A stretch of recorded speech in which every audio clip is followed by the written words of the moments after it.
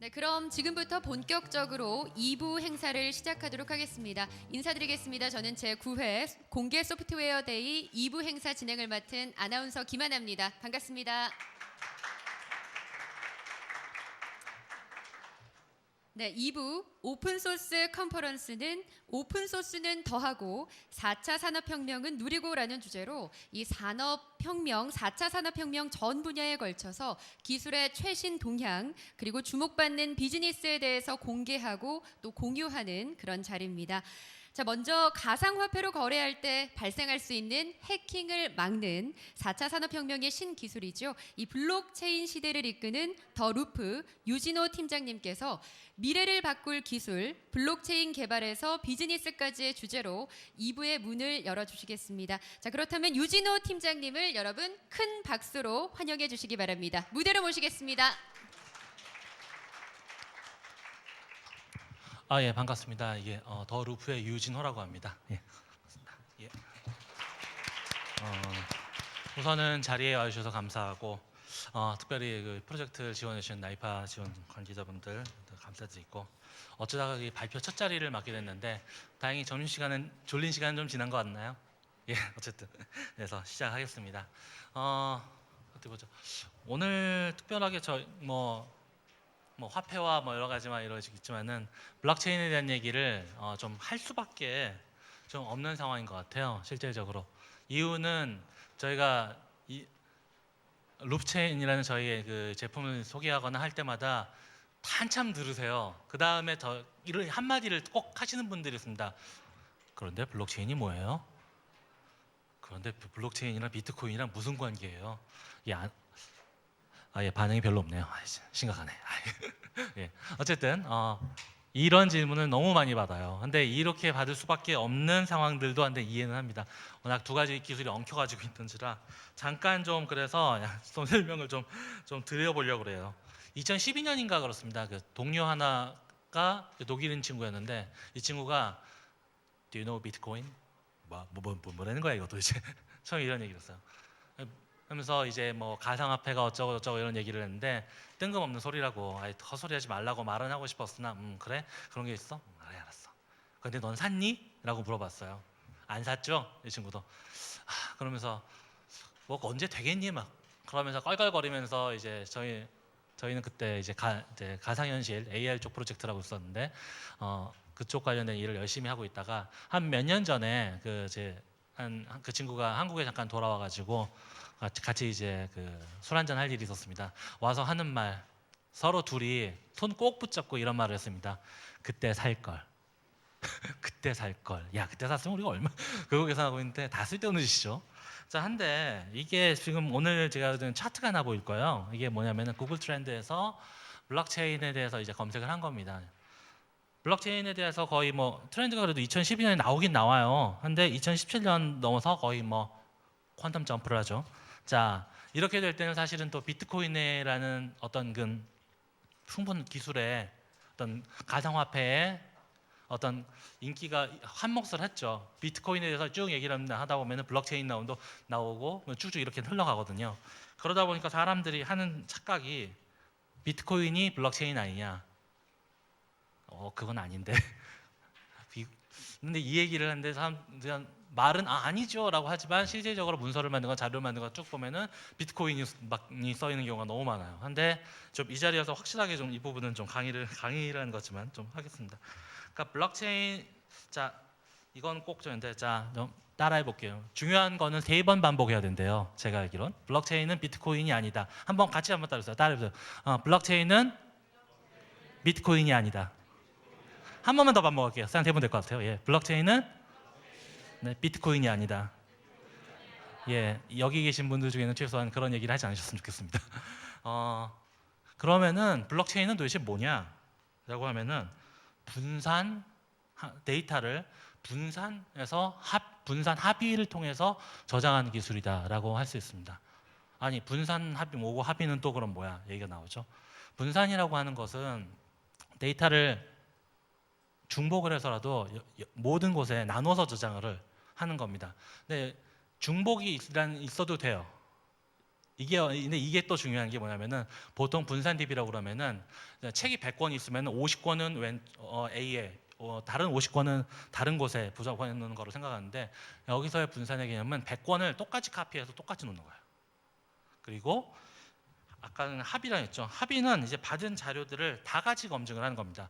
예를 들어서 책을 정말 100권을 정말 10군데 곳에 쭉 나온 10군데 장소에 두겠다. 100권의 책을 10군데에다 다 뿌리겠죠. 그리고 그 내용이 맞는지 같이 검증을 하는 거예요. 그래서 하나라도 틀린 게 있으면은 뭐 다시 고치고 하고는 그 분야를 버려버리고 다시 만들고 하는 식이죠.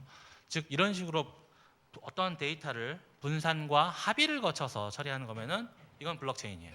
즉 블록체인이라는 것의 키워드는 분산 합의고요. 이것의 어떤 예로 화폐로 이제 이것을 사용하고 있는 게 비트코인입니다. 그리고 혹은 이더리 조금 일반화시킨 것에서 쓰고 있지만 거의 주로 돈으로 쓰고 있는 이더리움, 이더리움으로 그 이더리움 같은 또한 있는 거고요. 참고로 얘기를 하면은 이 블록체인 프로젝트를 하면서 그 아무 생각 없이 사놓은 이더리움이 지금 올라간 가격을 보면 그냥 웃음이 납니다. 참고로. 예. 그렇다고 뭐 가상 투자를 화폐에 투자를 하시라는 얘기 아니에요. 예. 자, 그래서 초반에 이제 이 관련된 프로젝트를 쭉 진행하면서 굉장히 많은 것들을 참고를 했어요. 이게 있다더라, 저게 있다더라. 그래서 어디 있니? 기토브에 있대. 뭐 이거 쓸 수 있는 거니, 없는 거니, 뭐 등등 여러 가지 프로젝트들을 다 봤는데 결론적으로 말씀을 드리면은 한눈에 들어오지 않더라고요. 뭔가 이게 뭐지? 이건 왜 여기까지밖에 안 돼 있지? 그도 그럴 것이 자기들도 모든 것을 다 오픈한 것도 아니고 어떠한 부분에 대해서는 참 문서화되지 않은 부분도 있었고 그럴 수밖에 없는 게 최근에 그 조사에 하면은 깃허브에 블록체인 관련된 프로젝트만 25,000개라고 합니다. 25,000개 프로젝트 중에 무언가 하나가 걸리거나 혹은 뭔가 잘 알게 문서화되어 있는 것들이 또 있으면 좋겠는데 그렇게 된 게 그다지 없었고 그나마 이더리움이나 하이퍼레저라든가 이런 것들은 좀 그래도 문서화가 돼 있었고 이렇게 돼 있는 상황에서 저희들이 이제 이런 생각을 했습니다. 뭔가 깝깝하고 답답하면은 우리가 잘할 수 있는 걸 하자. 누구처럼 그럼 뭔데? 설계하고 만들면 되지.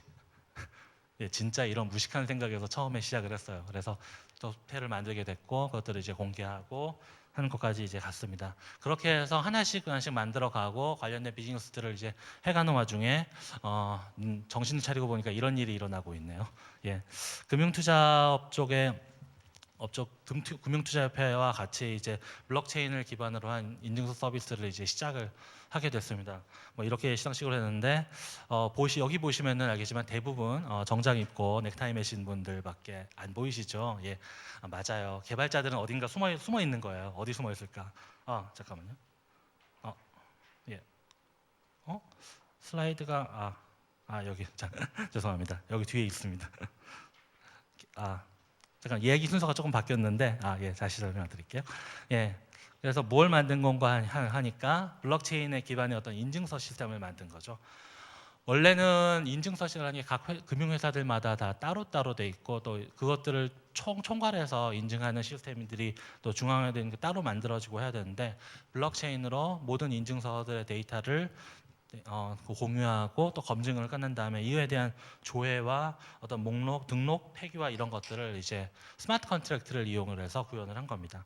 그렇게 해서 관리하는 시스템을 이제 만들었고 사실상 중앙화된 그 어떤 OCSP 같은 시스템이 원래는 있어야 돼요. 그래야 여기 이 회사에서 만든 인증서가 저 회사에서 이게 되는 거다. 인증해도 된다라고 말을 해줘야 되는데 그런 거를 블록체인을 이용을 해서 이제 처리를 하게 해준 거죠.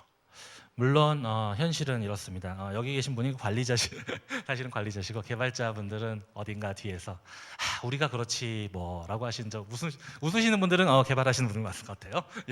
서비스 하나 개통하면요 원래 힘들어요. 그래서 개발자들은 딴 데서 지금 죽어 있고 이분 보면서 이거 안 죽고 있나 잘 보고 계십니다. 여기까지 이제 왔고 잠깐 역시 반복 설명입니다. 결국에는 블록체인이라고 하는 게 바꾸는 체계는 중앙화되어 있는 시스템을 다 풀어헤쳐서 분산형 구조로 바꾸는 겁니다. 그렇게 해서 서로 간에 진짜 믿을 수 있는 것들만 있는 조직들, 믿는 어떤 피어들만 연결하자는 거죠. 예. 이렇게 함으로써 어떤 중앙화되는 비용이라든가 저항하자는 건데 여기서 운밖에 없다고. 예, 알겠습니다. 그래서 여기서 약간 좀 바뀌어요. 퍼블릭하고 프라이빗하고 달리는데 저희는 이제 프라이빗을 위주로 이제 시스템을 만들었고, 프라이빗이라고 하는 거는 쉽게 말하면 피어 간에 들어오는 체계가 이게 정해져 있는 거죠. 그렇기 때문에 여기 부분에 조금 더 빠른 검증 방식을 좀 채택을 할 수가 있었고요. 그래서 이러한 지금 저희들 주요 목표로 해서 하는데 가장 근데 중요한 거는 어떤 뭐 티어드 시스템이나 퍼포먼스, 즉 어떤 모든 노드가 동일하지는 않고 전체 핵심적인 노드 금융사에서 속한 모든과 그냥 데이터를 읽는 부분과는 이제 이게 필요한 노드들과 구분을 하고, 그리고 퍼포먼스 자체를 기존의 어떤 비트코인이나 이더리움 굉장히 오래 걸리는 방식이 아니라 이 전체적으로 빠르게 합의해서 처리할 수 있는 알고리즘으로 바꿨습니다. 그래서 구조를 보면은 뭐 이렇게 식으로 되어 있고, 설명이 좀 시간이 많이 없다 그래서 좀 넘어가면은 뭐 그래서 그리고 가장 중요한 거는 다른 기존의 레거시에서 쓸 수 있어야 되는데, 기존에 저희가 필요한 어떤 블록체인의 어떤 그 피어들과 이 어떤 기존의 어떤 금융 서비스와 연결하는 SDK나 이런 것들을 같이 제공을 했습니다. 그리고 각 채널들 간의 어떤 정보들이라는 것들은 암호화돼서 처리했고, 역시 계층이 있어서 분명한 오디트를 처리하거나 그런 부분 모든 거는 관련한 노드가 있고, 또 그렇지 않은 일반적인 걸 처리하는 노드가 있고요. 가장 중요한 퍼포먼스 쪽에 대해서는 그 기존의 어떤 합의 알고리즘 자체를 개선해서 한 스텝이라도 좀 적은 방식으로 들어갈 수 있도록 개선을 했습니다. 물론 지금 저희가 어떤 이 관련돼서 여러 가지 지금 테스트와 실험을 같이 하고 있고요. 가장 성능이 좋은 알고리즘이 뭔지를 보고 있습니다. 스마트 컨트랙트 자체는 그래서 약간 좀 빨리 좀 넘어가면은 간단하게 스마트 컨트랙트라고 하는 것은 일종의 프로그래밍화 되어 있는 계약서라고 보시면 됩니다.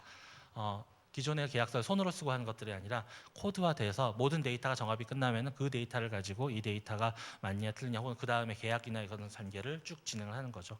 비트코인은 그러한 계약들이 OP 코드라는 굉장히 단순한 코드로 되어 있고, 이더리움이라고 하는 것은 이제 솔리디티라고 하는 조금 하이 레벨의 언어지만 제한이 있는 언어로 되어 있고요. 저희는 지금 내부에서는 그렇게 단순한 걸로만 할 수 없어서 지금은 현재 저희는 내부에서 파이썬 코드를 이용하는데요. 파이썬 코드로 스마트 컨트랙트를 지금 작성을 해서 할 수 있게 운영을 하고 있습니다. 그래서 아까 좀 복잡한 작업들도 진행을 할 수 있게 해놨고요. 그래서 이러한 시스템들을 이제 이렇게 만들게 됐습니다. 자세한 어떤 그 코드라든가 이런 건 현재 GitHub에 올라 있는 것으로 보실 수 있고요. 근데 오픈 소스를 저희가 이제 하고 있는데 지금 저희가 지금 현재 완벽하게 오픈 소스 버전은 아니고 일부는 내부에서 개발을 하는 버전에서 어느 정도 버전이 아주 안정화된 스테이블 버전을 우선 GitHub에 올리고 있고요. 근데 저희가 GitHub 쪽으로 봤을 때 어떤 개선이 필요한 부분이라든가 혹은 저희 개선이 필요하다든가 그런 리퀘스트들을 많이 받고 있고, 그것들을 또 다시 적용을 해서 올리고 있습니다. 그렇게 돼서 현재 또 여러모로 또 외부에 있는 분들이 코드 보고 또 피드백들을 주시고 계시고요. 아직한데 이제 오픈 자체를 해서 한 게 그렇게 뭐 1년이 아직 안 되는 기간이기 때문에 그렇게 많은 굉장히 어떤 건 오고 있지는 않고요. 앞으로 하지만은 저희가 이쪽으로 GitHub 쪽으로 모든 지금 개발을 이제 진행을 한 게 작업을 이제 변경을 하고 있는 중입니다. 이상 시간은 어느 정도 된 것 같아요. 우선 이상으로 발표를 마치겠습니다. 감사합니다.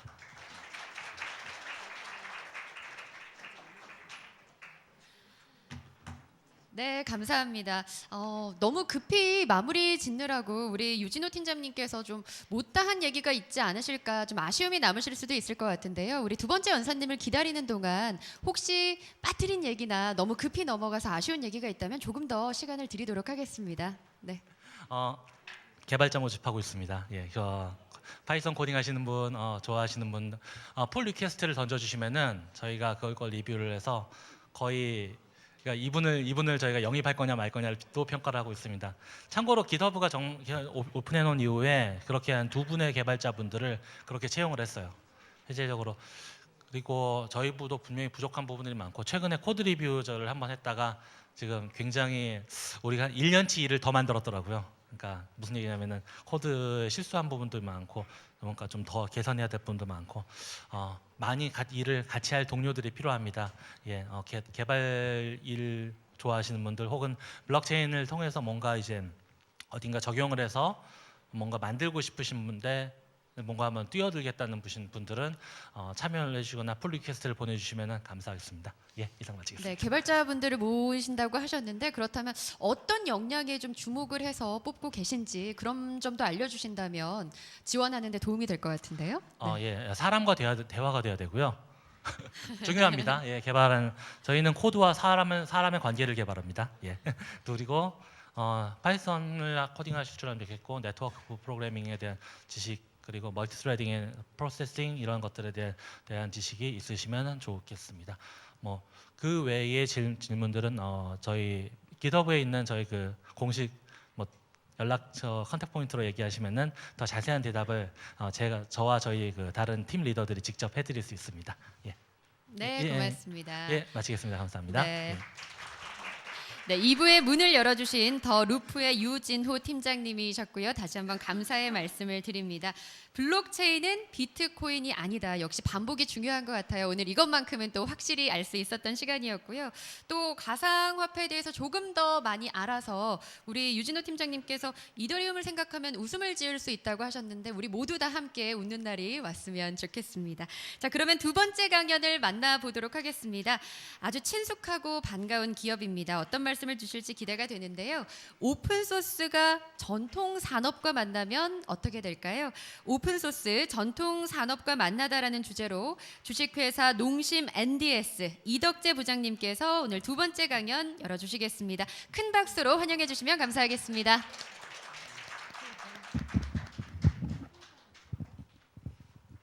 네, 인사드리겠습니다. 방금 소개받은 농심 NDS 이덕재라고 합니다.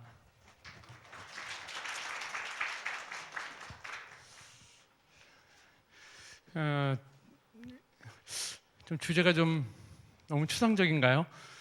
예, 전통 산업 이 사실은 뭐 기존에 있는 건 다 전통 산업인데 저희가 이번에 특별히 그 나이파에서 그 과제하는 것 중에 하나가 그 전통 융합 산업, 전통 산업에서 ICT, 뭐 솔루션 소프트웨어 쪽에 어떻게 이제 좀 융합해서 오픈 소스를 많이 도입할 수 있나 뭐 이런 쪽으로 좀 과제를 진행하면서 주제를 이렇게 한번 잡아봤습니다. 사실 전통적인 그 산업 분야에는 1차 산업으로 분류되는 농축산, 농축수산 뭐 이런 쪽이 좀 많이 있죠. 그래서 저희 이제 모기업이 또 식품 쪽을 하는 회사이기도 하고 뭐 식품의 유통이라던가 이런 쪽으로 주로 업종 도메인에서 많이 활동을 했고 이제 그런 쪽에서 좀 주제가 약간 좀 일치하는 면이 있었습니다. 그래서 농수축산 쪽에서는 잘 아시는 대로 그 최근에 뭐 여러 가지 이제 IT 기술을 활용한 어떤 그 융합 산업들이 많이 나왔죠. 그래서 뭐 이제 단순한 그 농업이나 뭐 축산업을 할 때 필요한 다양한 이제 기술들을 소프트웨어적으로 뭐 처리한다든가 이런 부분이 많이 나왔는데 특히 이제 그 분야에서 저희는 이제 축산물 쪽에 좀 초점을 맞춰왔습니다. 그래서 뒤에 조금 자세히 말씀드리겠습니다만 축산업이 그 생산에서부터 여기는 생산이 이제 축산이죠. 어떤 그 소나 돼지를 키워서 양돈 해서 이렇게 그 도축을 합니다. 도축을 한 다음에 여기는 이제 이렇게 부위별로 잘라내죠. 그걸 이제 유통하는 이런 프로세스를 갖추고 있는데 그 과정에서 여러 가지 이제 IT적으로 해야 될 부분들이 많이 이제 나오죠. 특히 최근에 많이 이제 이슈가 되는 유통의 어떤 안전의 문제 많이 있잖아요. 그래서 뭐 최근에는 뭐 계란 파동도 있었고 미국이나 또 외국에는 해외에는 이런 많이 문제가 됐어요. 특히 이제 중국에서는 그 식품을 가지고 많이 안 좋은 그런 일들 하잖아요. 그래서 그런 쪽에 초점을 맞춰봤고요. 특별히 이제 국내 축산업을 다시 구분해 보면 뭐 식육 가공, 유가공, 알, 아까 말씀드린 달걀 이런 쪽이겠죠. 식육 포장 처리 이렇게 좀 구분이 되는데 업종으로 봐서는 요쪽이 이제 저희가 요번 그 사업, 요번 솔루션에 좀 초점을 맞추고 있는 부분입니다. 식육 가공이라고 한다면은 뭐 여러분 많이 아시는 햄이라던가 소세지 이런 쪽으로 많이 하는 쪽이고, 유가공 뭐 우유죠, 우유, 달걀이. 나머지 한 60%의 축산물 가공 제조업 분야에서 차지하고 있는, 가장 많이 차지하고 있는 부분이 식육 포장 처리업입니다. 이거는 쉽게 말씀드리면 그냥 뭐 등심, 뭐 안심, 뭐 여러 가지 부위별로 여러분들 정육점이나 마트에서 구매를 하시는데 고기에 관련된 이렇게 포장, 그 처리를 하는 이제 그런 업종입니다. 국내에 있는 기업이 한 요 정도 분류 업체들이 있고요. 아시는 대로 그 좀 영세하죠. 영세합니다. 왜냐하면 상위 뭐 잘하는 뭐 한우, 한돈 그런 브랜드를 가지고 움직이는 큰 이제 조합에 속해져 있는 기업이 아니고서는 대부분 영세합니다. 영세하다 보니까 이런 과정에 있어서 ICT 관련된 기술들이 많이 필요로 하지만 비용의 문제도 있고 인력의 문제도 있고 쉽게 다른 업종에 비해서 뭐 우리가 쉽게 접하는 서비스업이라든가 우리 이제 모바일 뭐 이런 쪽들은 굉장히 IT가 많이 적용이 되고 있지만 사실 이런 쪽은 좀 어려움이 많이 있습니다. 더더군다나 이제 축산물을 해외 그 수입육들이 많이 들어오잖아요. 그러다 보니까 어떤 국산 그 국내 업체들의 어떤 경쟁력이라든가 또 아까 말씀드린 안전의 문제, 유통상의 안전 이런 문제도 많이 있고요. 그래서 그런 부분을 좀 이런 IT 기술로 할 수 있는 그 여지가 있겠다라고 생각을 했고요. 조금 더 자세히 영역적으로 말씀드리면 크게 세 가지 업무 영역으로 나눠볼 때 앞에는 일반적인 그 업체에서 많이 하고 있는 뭐 영업이죠. CRM, 고객 관리, 그다음에 뭐 판매 관리 이런 것들은 일반적으로 많이 하는 거죠. 어떤 업종의 기업들이나 다 이런 솔루션들은 기술들은 필요로 하는 거고요. 두 번째 영역은 조금 이 분야만 좀 특화된 영역인데요. 실제로 이제 이게 생산이죠, 생산. 여기서 생산이라 하면 도축 그 도축하면서부터 이제 시작이 되는 과정이죠. 도축된 그 물품들을 이렇게 묶음 포장, 그 부위별로 막 잘라내서 포장을 따로따로 하죠. 그걸 이제 이런 육가공 처리라고 하는데 여기에서는 이제 전자저울로 뭐 계량을 한다든가 바코드를 부착한다든가 이런 식으로 해서 부위별로 이력 번호, 묶음 번호라는 걸 관리를 하고 이런 과정을 통해서 유통이 되죠. 창고에다 있다가 냉장 또는 냉동 상태로 유통이 돼서 이런 뭐 다양한 여기서 필요로 하는 IT 관련 기술들이 있습니다. 이제 출고 현장이죠. 그다음에 이제 마트까지 오는 과정에 있어서 나름대로 이제 정부에서는 이런 걸 축산물 이력 관리라고 해가지고 그 뭐 소고기 같은 경우는 이미 오래됐습니다. 부위별로 여기서 말하는 묶음 번호 이런 것들을 다 이력을 추적할 수 있도록 이제 여러분이 이제 구매를 하시면 그 번호를 가지고 이 제품이 어디서 생산이 되고 양돈이죠. 기르고 뭐 도축이 되어서 처리가 되어서 여기까지 왔다라는 이력을 다 볼 수 있도록 이력 관리를 하고 있습니다. 그것이 이제 축산물 이력제라고 하는 겁니다. 그래서 그런 것이 있는데 이번 과제에서는 기존에 있는 것들을 조금 더 편리하고 쉽게 그리고 아까 이제 앞서 블록체인을 말씀하셨습니다만 이제 거기에 관련된 이제 그런 쪽을 결합을 해서 조금 더 신뢰성과 그런 걸 주기 위해서 이제 블록체인을 적용하는 뭐 이런 쪽으로 개발이 되게 되었습니다.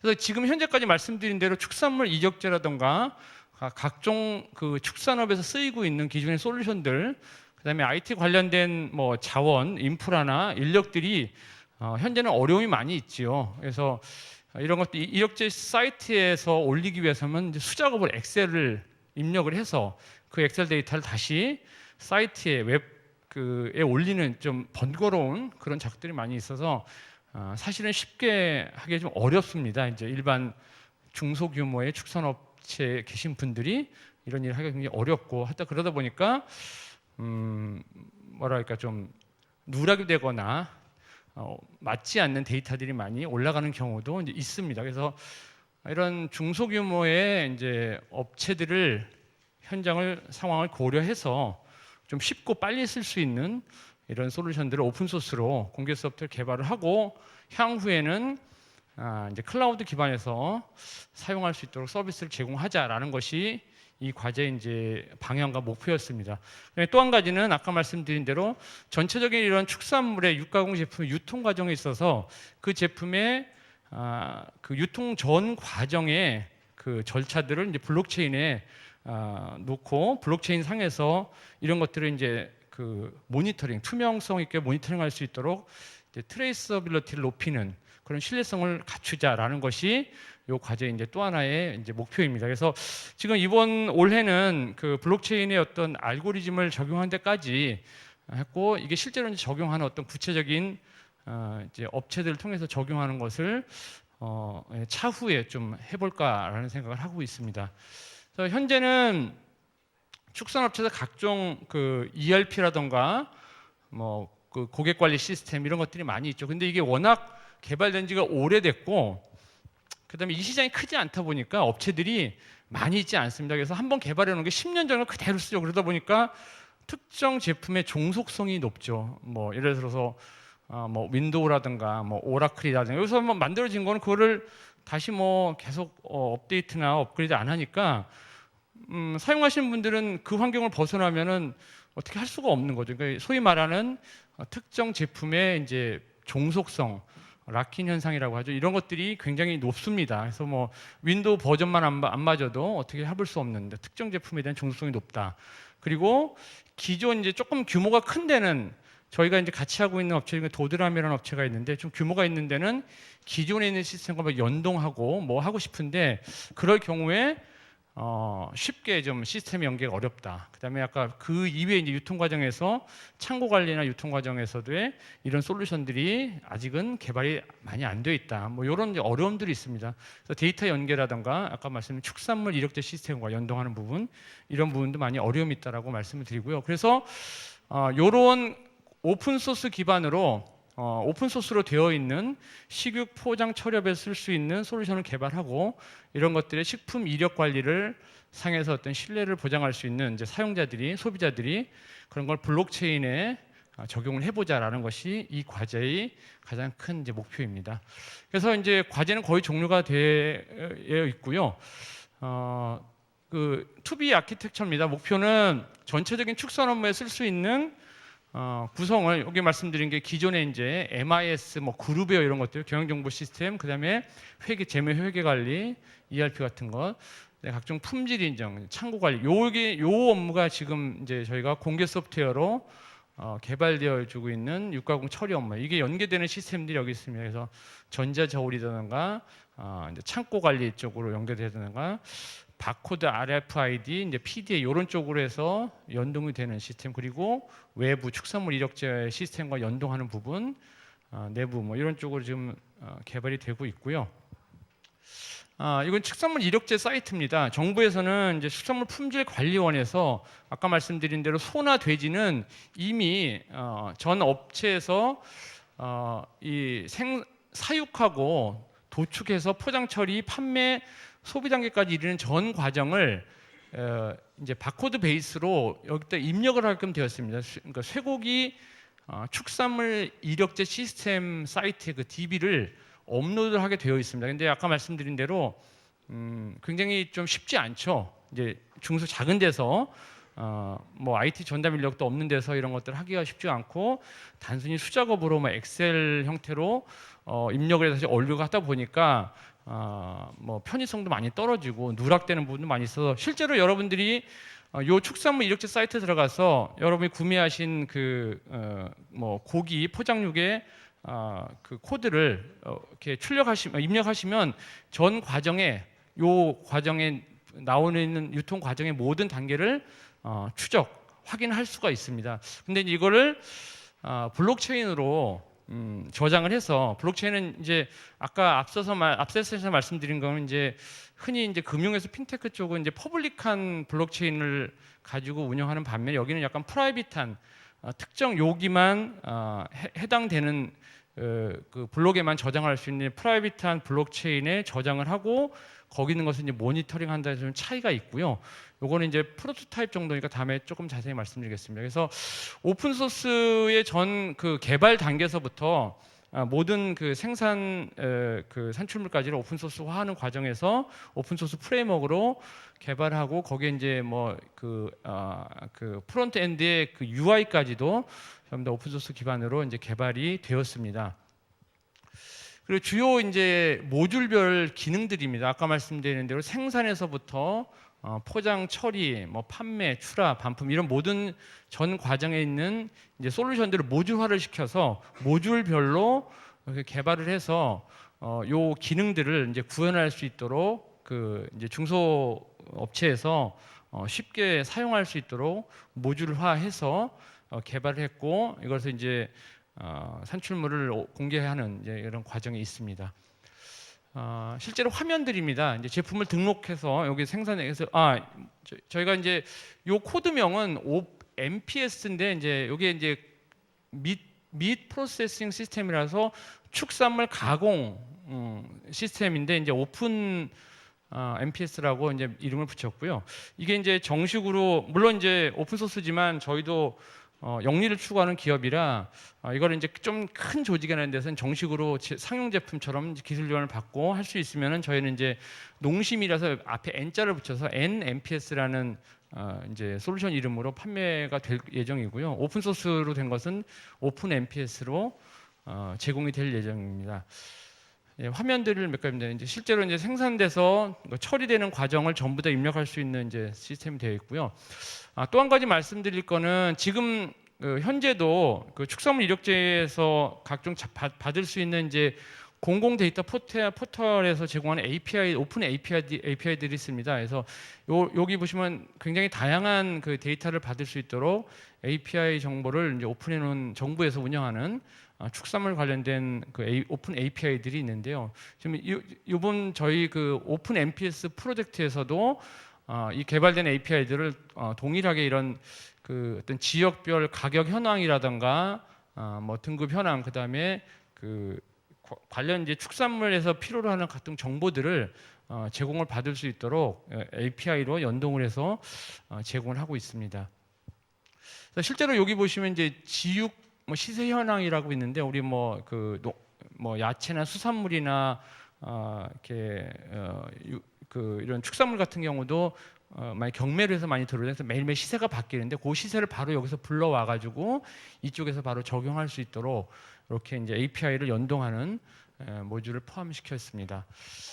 그다음에 이제 블록체인 쪽입니다. 앞서서 이제 블록체인에 대해서는 좀 자세하게 설명을 드렸습니다만 특별히 저희는 이제 축산물 식품이죠. 큰 범위에서 식품이고 식품의 유통 과정에 있어서 어떻게 이제 이걸 안전하게 모니터링할 수 있는가. 물론 위변조가 걱정이 없는 블록체인은 맞는데 식품을 공급망에서 원산지에서 어떻게 이 그 뭘 먹고 자랐고 뭐 이동하는 과정에서 온도가 얼마나 유지가 됐고 각 단계별로 이제 블록체인 데이터를 입력할 수 있도록 단계별로 이렇게 이제 시간별로 타임 스탬프가 찍혀서 센서 데이터가 있겠죠. 그 센서 데이터가 각종 블록체인으로 다 저장이 되어서 나중에는 이 그 개인 소비자들이나 정부 모니터링 감시 단체들에서 이런 블록체인을 통해서 모니터링할 수 있는 소위 말하는 이제 식품의 어떤 그 유통 경로상의 투명성을 보장하자라는 측면에서 블록체인을 적용하는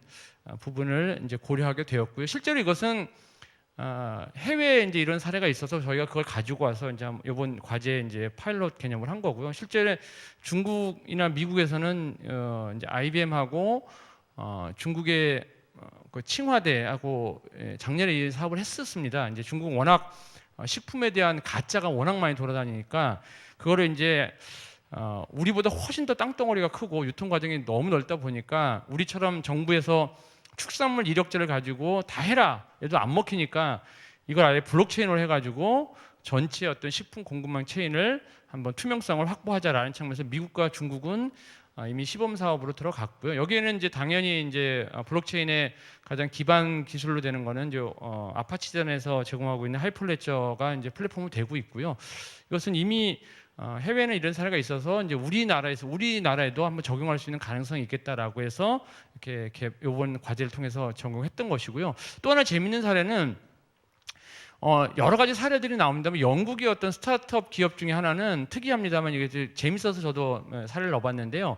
우리가 뭐 흔히 아는 이런 이제 그 채소나 뭐 육가공고는 크지만 그 일본에서는 그 참치를 소비를 세계에서 가장 두 번째인가요? 첫 번째 우리나라가 한 두세 번째 될 것 같은데 어마어마하게 많이 참치를 소비를 한다고 합니다. 근데 참치를 잡는 과정에 있어서 참치만 잡는 게 아니고 무슨 이제 고기들을 이렇게 끌어들이는 무슨 기계 장치 디바이스가 있는데 참치를 잡기 위해서는 작은 고기들을 물어와야 되고 그 작은 고기를 먹기 위해서 참치가 오는데 참치를 잡으면 나머지 고기들까지 다 잡아버린다는 거죠. 그래서 정작 우리는 참치를 잡아야 되는데 참치를 많이 포획하려고 나머지 고기들까지 다 잡아버리는 그러니까 좀 바다의 생태계가 많이 좀 안 좋아지는 이런 게 이제 NGO나 이런 데서 그런 문제를 많이 제기해서 이 참치가 정말 참치만 잡았냐 낚시로 그런 어떤 대형 그 고기를 잡는 디바이스를 통해서 다 잡는 것이 아니고 낚시를 가지고 참치만 잡았냐를 얘가 인증을 한다는 거죠. NGO에서.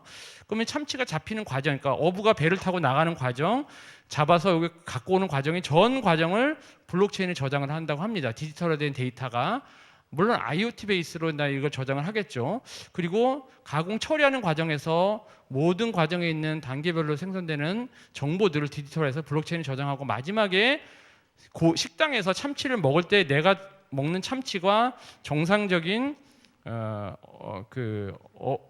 어획 방법을 통해서 가공이 되어서 먹었냐를 확인하자는 거죠. 그래야만이 내가 먹는 참치가 정상 어장에 바다의 생태계를 해치지 않고 제대로 잡혔다는 것을 인증하는 마크를 주는 거죠. 인증 마크를 주면은 소비자들이 확인하고 인증 마크가 있는 참치만 먹으면은 이제 고기를 그렇게 막 남획을 안 하겠죠. 함부로 잡지 않겠죠. 그래서 그런 거를 해보자라는 것이 이런 사례고요. 이런 유사한 사례가 많이 이제 나올 수 있을 것이라고 이제 봅니다. 그래서 재밌는 사례라서 한번 했고요. 이게 뭐 정말 돈을 벌기 위한 그런 사업이냐 이건 잘 모르겠어요. 그래서 정말 안전한 어떤 그런 식품 유통 체인에서 하자는 거고 지금 아까 말씀드린 전 과정에 있는 것을 블록체인에 저장해서 모니터링을 하자는 것이 이번 그 과제의 또 하나의 그 산출 내용입니다. 산출물입니다. 그래서 요 차이가 있다면 이제 기존의 블록체인은 합의 알고리즘이 여기서 생산되는 것과 좀 차이가 있는데 그래서 이번 과제를 통해서 그 합의 알고리즘한테 의존성이 있느냐 없느냐 이런 거에 따라서 여기 축산물 이력제 모니터링할 수 있는 유통 과정에서 모니터링할 수 있는 블록체인의 어떤 합의 알고리즘이 분명히 다를 것이다. 그래서 이제 그 부분이 좀 연구가 되었고요. 그게 이제 요 과제에서 이런 합의 알고리즘을 이렇게 도출했습니다. 그래서 각종 기존에 있는 알고리즘과 차이점이 어떤 것이 있는지를 따라서 이번 식품 유통에 적용할 수 있는 블록체인 알고리즘을 연구해서 이제 생산했습니다. 최근에 뉴스 중에 하나가 재밌는 것이 그 한 3주 전인가 2주 전인가 우리가 먹는 그 돼지가 있는데 이제 흑돼지를 가지고 흑돼지가 아니었는데 판매는 흑돼지라 해서 좀 가격을 더 많이 불법으로 뭐 유통을 하고 받은 사례가 있었는데 사실 이런 경우입니다. 이런 경우가 내가 먹는 돼지가 정말 흑돼지가 맞는지 뭐 제주도에서 생산이 돼서 내가 마트까지 왔는지를 확인할 수 있는 방법이 사실은 딱히 없는데 이제 이런 과정을 전부 다 블록체인에 저장해서 모니터링 가능하다면 실제로 내가 먹고 있는 것이 진품인지 정상적으로 사육이 됐는지 흑돼지가 맞는지 뭐 이런 것들을 알 수가 있지 않을까라는 부분이고요. 근데 이제 현실적인 어려움은 사실 있습니다. 왜냐하면 그 부위별로 판매되는 거기에 바코드가 찍혀서 그게 자동으로 블록체인을 저장시키려면은 뭐 IoT 같은 RFID 같은 건 인식이 돼야 되는데 지금 현재는 RFID밖에 안 되는데 그게 이제 이렇게 일일이 바코드를 찍어 저장하기 워낙 불편하거든요. 엄청 많이 유통이 되기 때문에 그래서 현실적으로 그것이 이제 자동화돼서 하기에는 많은 어려움이 있고요. 이제 그 RFID 같은 칩이 NFC 칩이 엄청 내려가야지 사실 이게 다 되는데 지금까지는 어떤 그런 그 칩의 가격 때문에 현실적으로 막 적용되기는 어려운 상황입니다. 그래서 이제 이런 부분이 있고요. 요거는 블록체인과 인터페이스하는 과정입니다. 여기서 아까 말씀드린 저희의 그 MPS 사이트에서 시스템에서 여기 이제 블록체인하고 저장하는 이력 자체를 저장하는 블록체인 인터페이스 과정이 나오고요. 여기에다가 다시 블록체인을 모니터링할 수 있는 모바일 화면과 PC 화면에서 모니터링할 수 있는 화면을 만들었고 여기서 실제로 이제 내가 가지고 있는 이제 코드만 가지고 블록체인에서 바로 모니터링할 수 있습니다. 그래서 이 산출물은 GitHub에 있는 OpenMPS라는 사이트로 해서 URL로 산출물이 다 올라가 있고요. 뭐 향후엔 여러 가지 이제 계획이 있습니다만 앞서 말씀드린 대로 이 그 식유 포장 처리업은 아직은 영세하고 IT에 대한 어떤 뭐 기대나 이런 쪽이 활발하지 않기 때문에 저희가 뭐 공개 소프트에서 오픈 소스 해가지고 사이트를 만들어 홍보한다 하더라도 활용도가 호응도가 높지는 않습니다. 저희가 이번 그 사업을 하면서 과제를 하면서 뭐 전국에 한 그것도 다 지방에 있더라고요. 저기 뭐 이리 전북 그쪽이니까 수도권에는 거의 없습니다. 이런 업체들이. 그래서 그 밑에서 이제 이런 그 홍보를 하기 위해서 이런 안내를 하기 위해서 뭐 해야 되는데 사실 오프라인에서 이런 걸 모이기도 쉽지 않고 관심도도 많지 않아 가지고 향후에는 이런 것들을 지금 이제 개발된 부분들을 돼지라든가 나중에는 뭐 닭이나 오리까지 확보를 하고 이런 것들 이제 클라우드 기반에서 사스로 자체적으로 뭐 서버를 가지고 그 소스를 다운 받아 가지고 설치하지 않더라도 클라우드에서 쓸 수 있도록 이제 사스형으로 제공하는 이런 그 계획을 가지고 있고요. 끝나버렸네요. 그래서 이제 그런 계획을 가지고 있고 이번 과제는 저희 나이파의 그 공개 소프트웨어 그 기술 개발 과제로 한 6개월간 이제 진행을 했고 요게 마무리되고 내년부터는 좀 이렇게 확산할 수 있도록 많이 알리고 홍보하는 이런 사업을 좀 진행하려고 합니다.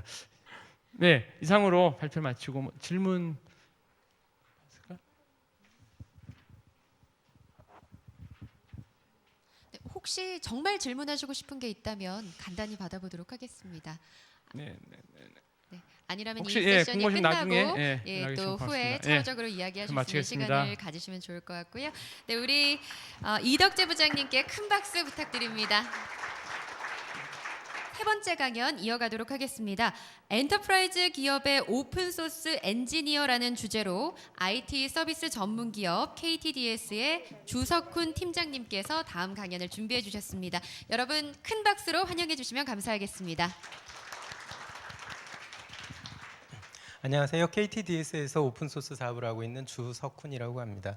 오늘 제가 말씀드리고자 하는 내용이 앞에 두 세션에서는 좀 약간 더 상세하고 좀 기술 집약적인 이제 사례에 대한 말씀을 해주셨는데 저는 조금 더 일반적이고 그리고 좀 뭐라고 그럴까요? 좀 범용적인 그런 말씀을 좀 드리고 싶습니다. 최근에 이제 오픈소스 소프트웨어라고 하면은 저희들이 굉장히 아주 딥한 그런 기술 내용 그리고 아주 좀 그 요즘 막 덕후라고 얘기 많이 하죠. 덕후 같은 그런 소프트웨어 어떤 그 전문가 이렇게만 생각을 하는데 실제로 이제 엔터프라이즈 기업에서도 많은 오픈소스 엔지니어들이 활동을 하고 또 이제 그런 분들이 이제 기존과 다르게 이렇게 대우를 받고 있는 그런 모습으로 바뀌고 있는데요. 먼저 엔터프라이즈 기업이라고 하면은 이제 좀 정의를 먼저 좀 해보자면은 이제 그 전 세계적으로 글로벌리 다양한 어떤 지사나 어떤 브랜치를 갖고 있거나 또는 한 회사라도 할지라도 국내에 있는 하나의 회사라 할지라도 다양한 이제 사업 부서를 가지고 있는 그런 회사들이 이제 엔터프라이즈 기업이라고 얘기를 많이 하죠. 그래서 그런 기업들에서 오픈 소스 엔지니어들이 어떻게 지금 그런 위상들이 변화하고 있는지를 좀 함께 말씀을 나눠보고자 합니다.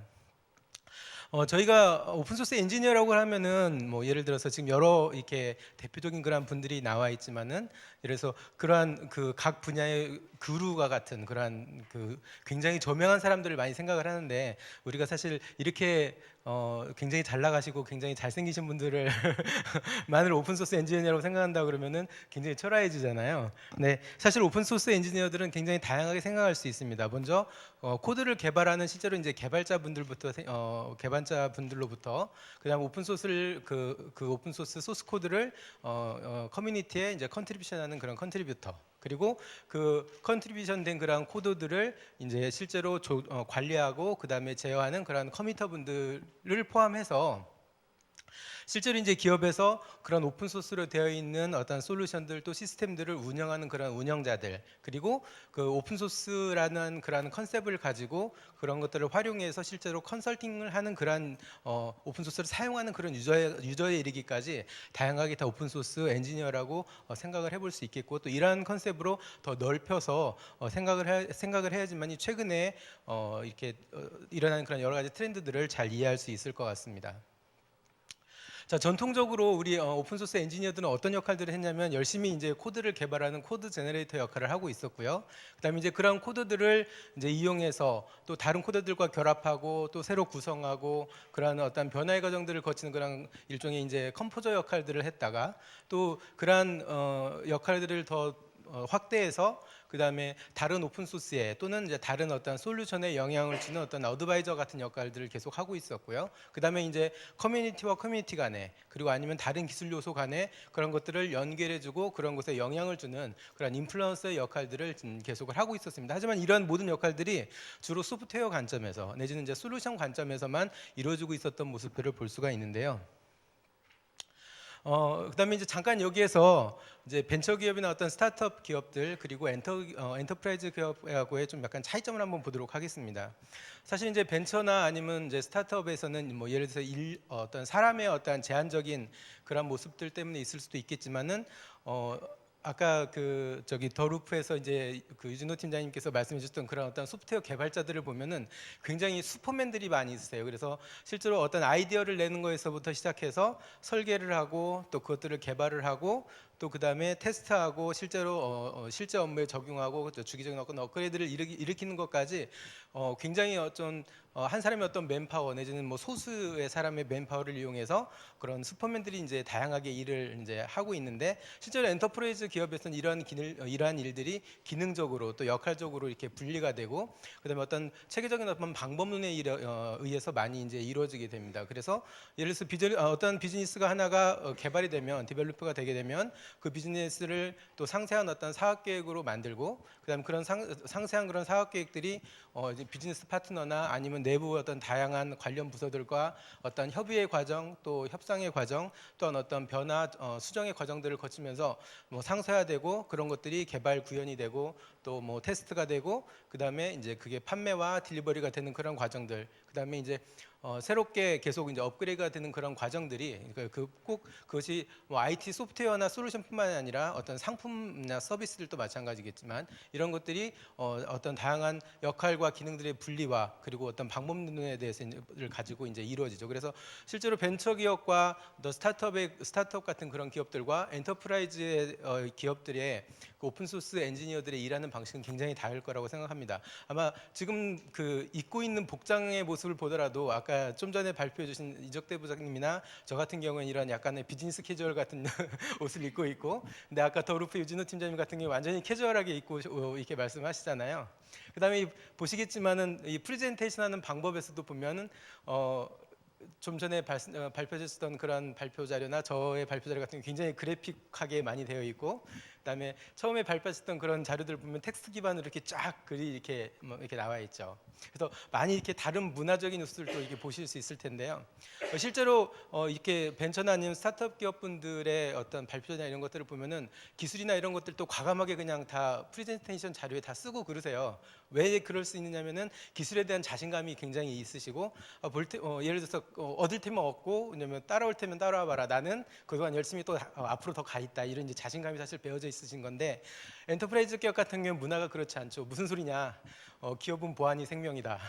그래서 이제 이렇게 아무리 이렇게 보신 여러 자료들을 봐도 저기에서 내가 어떤 정보를 얻을 수 있지? 말로는 여러 가지 말씀을 해주시는데 실제 프레젠테이션 자료를 보면은 이렇게 뭔가를 본 것도 같고 아닌 것도 같고 본 것도 아니고 아닌 것도 안 본 것도 아닌 이제 그런 자료들이 많이 있으시죠. 그러니까 그런 것들이 어떻게 어떻게 보면은 어떤 기업에서의 어떤 문화, 그러니까 벤처나 스타트업이 갖고 있는 문화나 엔터프라이즈 기업이 갖고 있는 문화가 어떤 차이가 나면서도 그런 것들이 있을 수 있겠고요. 그다음에 이제 그런 것 모습처럼 그 오픈 소스 엔지니어의 어떤 역할과 어떤 그 일하는 그런 방법들도 각각의 기업들이 많이 다른데, 이제 기존의 이제 엔터프라이즈 기업들은 그러한 오픈 소스 엔지니어들이 사실은 이렇게 음지에서 그늘에서 일하는 그런 모습들이 주였다고 하면, 이제는 그런 모습들이 점차 바뀌고 있는 것이 대사라는 것을 좀 더 말씀을 드리고 싶습니다.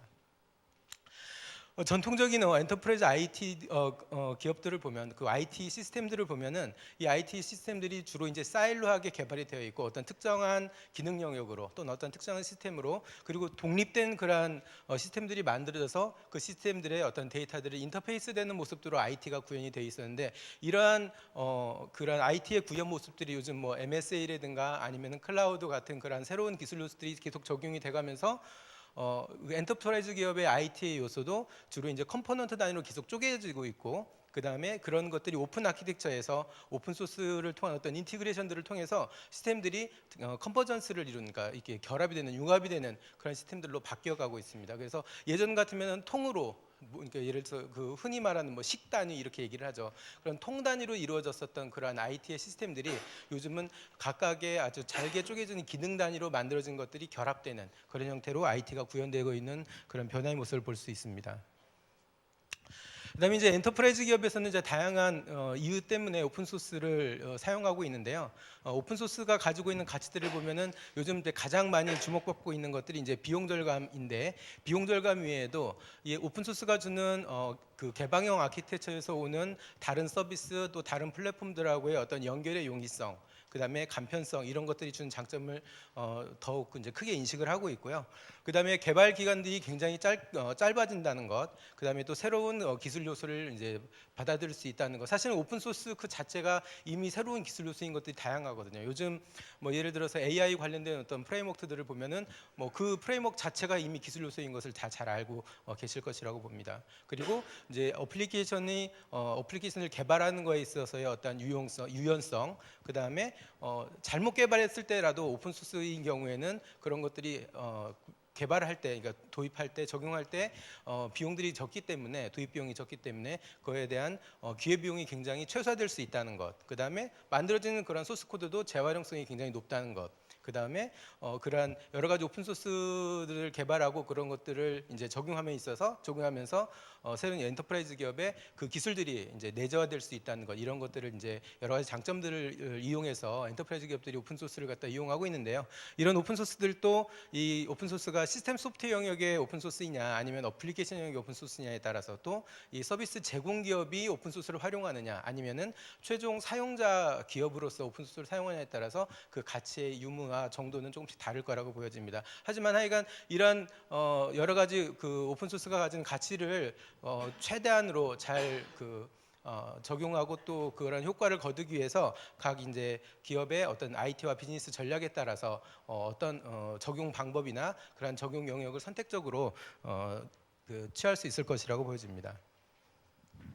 자, 그래서 이제 이러한 엔터프라이즈 기업에서 이 오픈 소스를 활용하는데, 기존에는 정말 백 오피스 기준으로, 백엔드 기준으로 여러 가지 시스템들에 적용을 했었던 것들이 이제는 이제 엔터프라이즈 매니지먼트라는 기업 경영 영역까지는 아주 보편적으로 지금 적용이 되고 있고요. 그것들이 점점 이제 고객 접점에서 고객들한테 서비스를 제공하는 그런 시스템 쪽으로, 그다음에 더 나아가서 이제 플랫폼 서비스라고 해서 실제 고객들이 사용하거나 고객들의 돈을 관리하는 그런 시스템들, 돈의 어떤 거래를 하는 그런 시스템들까지 엔터프라이즈 기업에서도 이제 적용을 하고 있습니다. 실제로 아까 블록체인 같은 그런 기술들도 이제 엔터프라이즈 기업에서도 요소마다 이런 적용을 하고 있는 것을 그런 모습을 볼 수 있습니다. 그러면 이제 이러한 이러한 그런 오픈 소스 소프트웨어를 이용해서 엔터프라이즈 기업들은 어떠한 그런 서비스 모델을 이용할까? 사실 가장 단순한 것은 오픈 소스를 유통하는 그 서브스크립션 유통 모델을 갖고 비즈니스 모델로 갖고 있는 기업들도 있고요. 그다음에 기술 지원이나 오픈 소스에 대한 교육을 비즈니스 모델로 갖고 있는 그런 기업들도 있습니다. 그리고 오픈 소스를 이용해서 어떻게 하면 IT 시스템을 잘 만들 수 있을까 하는 전략 컨설팅을 또 주 업으로 하는 그런 기업들도 있고요. 그다음에 이제 오픈 소스를 이용해서 광고 플랫폼을 이용하는 광고 플랫폼을 제공하는 이런 이제 기업들도 있는데 최근에는 이제 이러한 단순한 광고 플랫폼 제공 기업에서 예를 들면 아마존 에코나 아니면 구글 어시스턴트 같은 경우에는 아예 소스 코드를 다 오픈함으로 인해서 아마존이나 아니면 구글의 파트너들이 그 아마존이나 그 구글의 비즈니스를 직접 확장시키는 그런 역할을 하는 일종의 뭐 이네블러 역할을 하는 그런 것까지 이제 어떤 모델이 확대가 되고 있습니다. 또 다른 또 모델로는 오픈 소스 소프트웨어들을 결합해서 또 새로운 솔루션을 만들어내는 그런 비즈니스 모델을 가지고 있는 회사들도 있고요. 그다음에 오픈 소스를 이용해서 하드웨어와 함께 묶어서 어플라이언스를 만들거나 오픈 소스를 이용해서 시스템 통합 작업을 하는 그런 비즈니스 모델을 갖고 있기도 하고, 그다음에 뭐 잘 알다시피 뭐 그 학생들이나 아니면 연구 단체에는 무료로 제공하는데 뭐 상업용으로 쓰게 되면은 돈을 받는 어떤 듀얼 라이선싱 형태를 제공하거나, 그다음에 기존에 가지고 있었던 오픈 소스에서 부가적인 기능을 넣음으로써 또 하나의 또 다른 솔루션이나 어떤 상품을 만들어내는 그런 기능을 강화하는 기능을 추가하는 형태로 오픈 소스의 상품화를 하는 그런 비즈니스 모델을 가지고 있는 회사들도 많이 있습니다. 이제 이 부분은 이제 KTDS의 이제 사례인데요. KTDS는 이제 크게 6가지 이제 그 비즈니스 모델을 가지고 있습니다. 첫 번째 아까 말씀드렸던 서브스크립션의 유통 비즈니스 모델을 갖고 있고, 그다음에 어떤 검증된 아키텍처하고 설정 파라미터나 이런 컨피규레이션 설정 값을 가지고 시스템을 구축해주는 그런 어떤 설치에 대한 서비스, 그리고 운영을 위한 어떤 기술 지원해주는 기술 지원 서비스, 그다음에 오픈소스 라이선스를 잘 사용하고 있는지, 또 오픈소스에 대한 보안은 잘 검증하고 있는지, 검토하고 있는지를 갖다 그런 것을 검증해주는 이제 컴플라이언스 서비스, 그리고 오픈소스를 이제 도입하고 잘 도입할 수 있도록 하는 컨설팅이나 오픈소스에 대한 어떤 표준화를 갖다 해주는 그러한 그리고 또 오픈소스에 대한 관리 전략을 수립해주는 이런 이제 컨설팅 서비스, 그리고 고비용의 이제 상용 소프트웨어를 오픈 소스로 전환해주는 그런 전환 서비스 같은 이러한 비즈니스 모델을 가지고 있을 수 있는데요. 이제 KTDS 같은 경우에는 맨 처음에 KT의 시스템들을 상용 소프트웨어를 쓰고 있던 소프트웨어들을 오픈 소스로 전환하는 전환 비즈니스부터 시작을 해서 유통, 그다음에 기술 지원으로 이제 확대를 했었고요. 최근에는 오픈 소스 기반의 새로운 솔루션들을 만들어내는 그런 새로운 아까 말씀드렸던 인핸스먼트를 하는 그런 비즈니스 모델과, 그다음에 오픈 소스 기반의 융합 서비스를 만들어내는, 그다음에 그걸 이용한 비즈니스 솔루션을 만들어내는 이러한 비즈니스로 지금 서비스가 점점 변화를 하고 있습니다.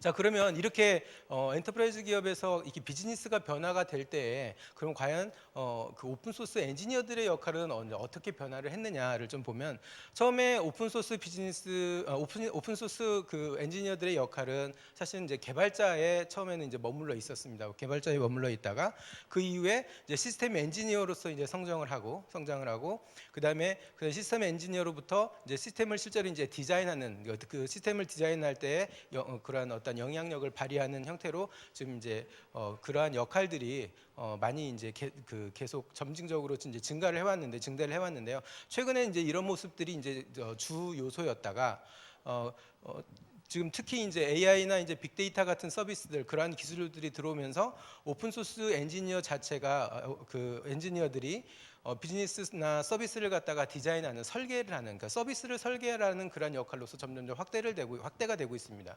그리고 그다음에 어떤 기술적인 어떤 통찰력을 가지고 이 회사의 기술 요소들을 결정하고, 그다음에 뭐 도입해야 될지, 소싱을 해야 될지, 아니면은 그 소싱에 대한 전략을 수립하는 그런 형태까지 이 오픈 소스 엔지니어들이 이제 엔터프라이즈 기업에 입김을 이제 내고 있는 그런 상황인 거죠.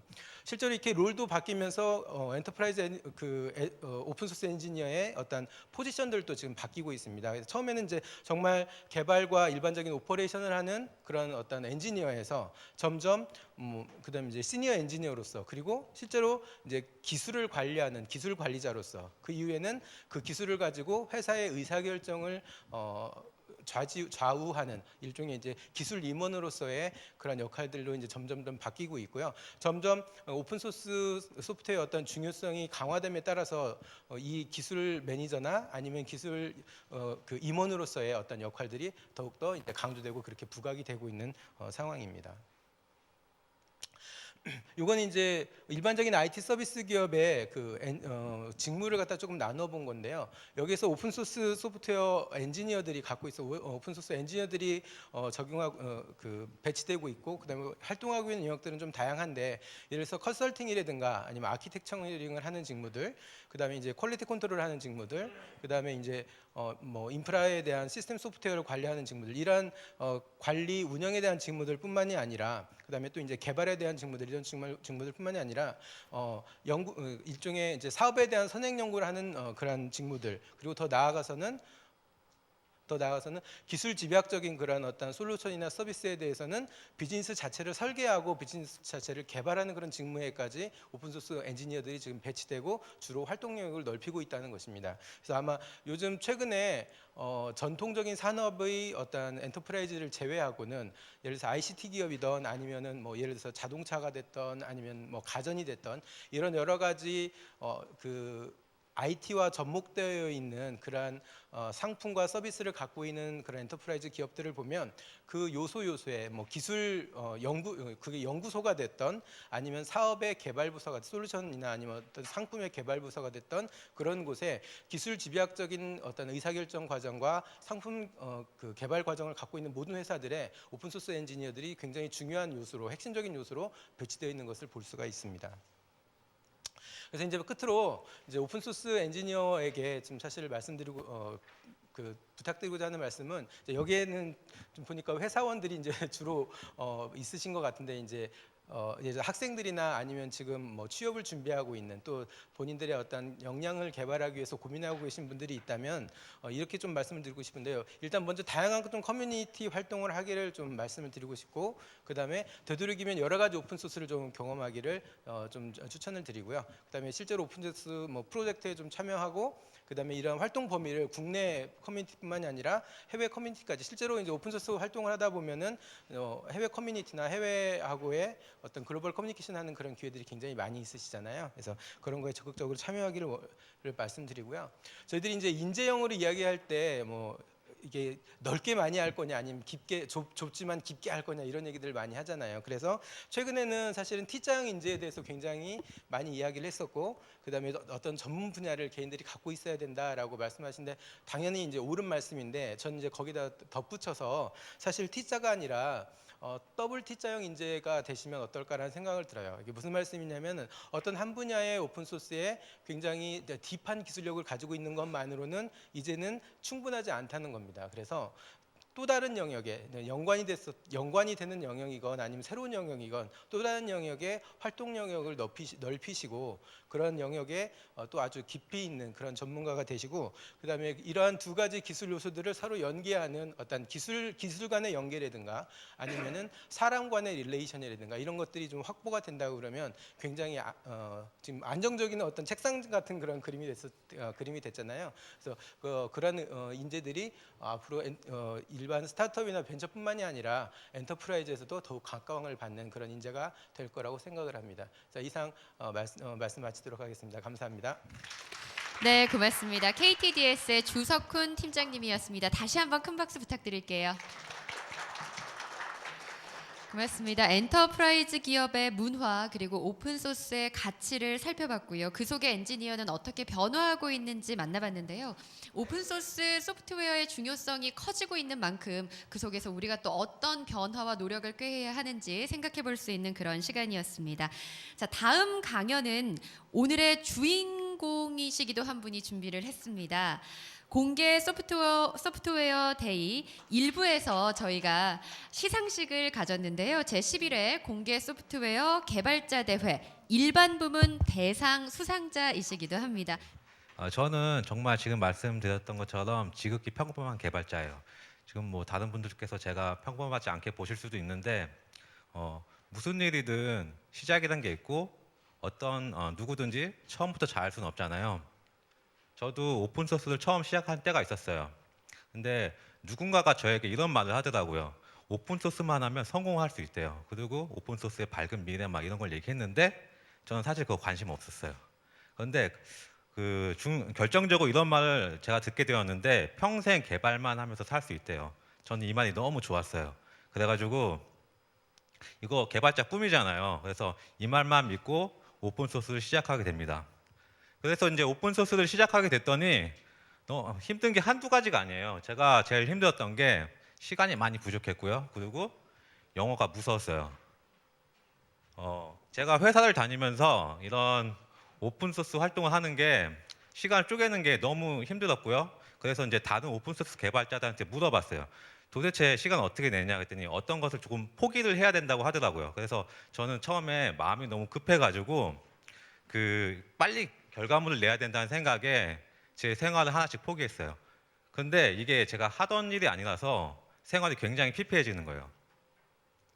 그러다 보니까 이거는 도저히 못하겠다 생각이 들었는데 그때 이런 생각이 들었어요. 오픈 소스 개발 기간은요 무제한인 거예요.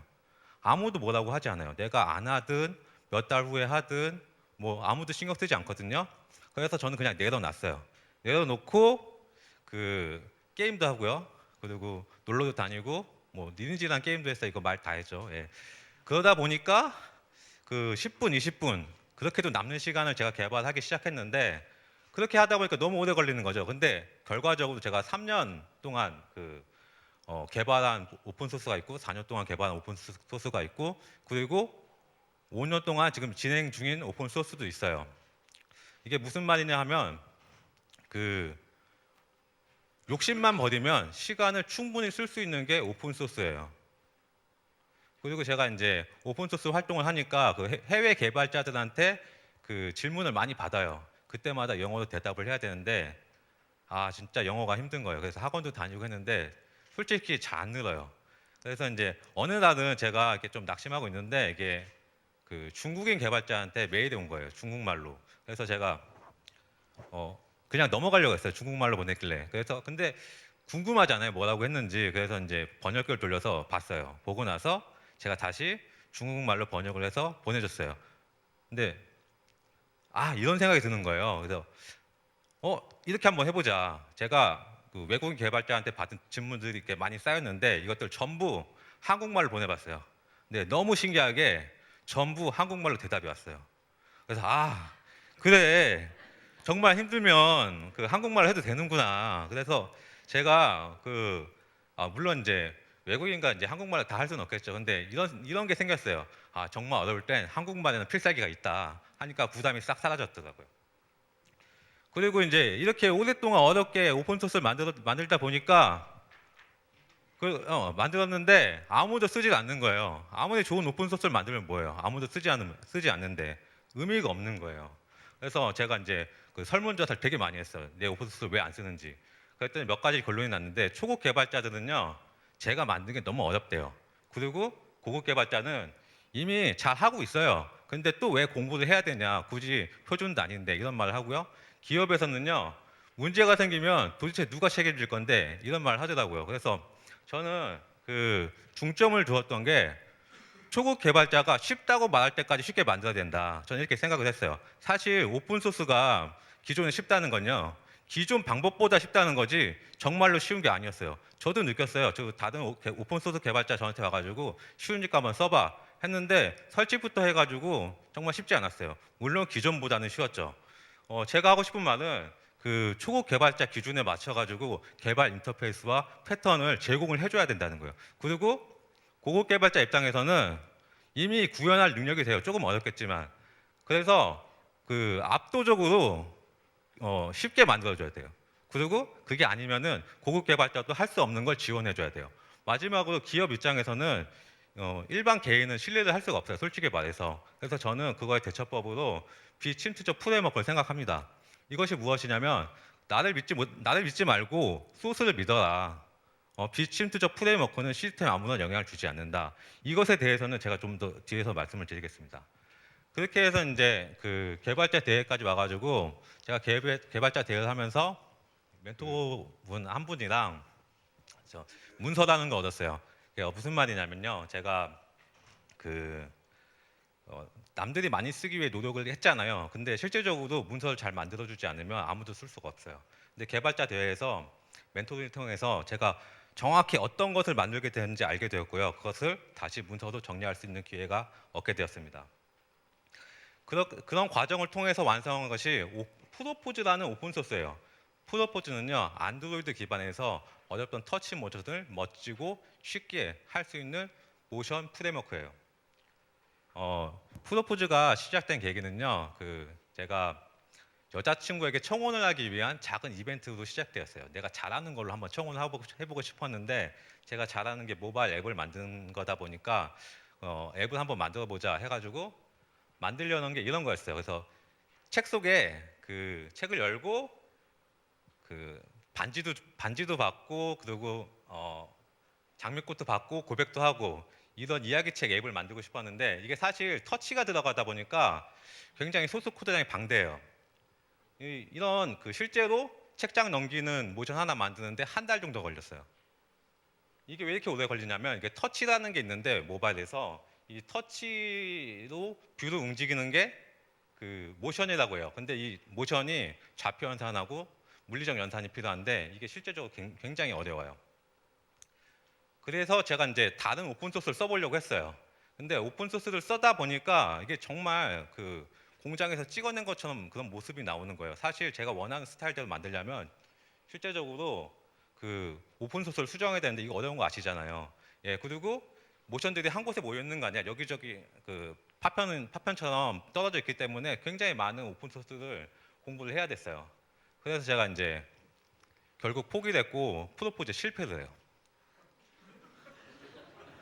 근데 다시 그게 힘들게 왔는데, 현업에서도 이 모션을 계속 쓰는 거예요.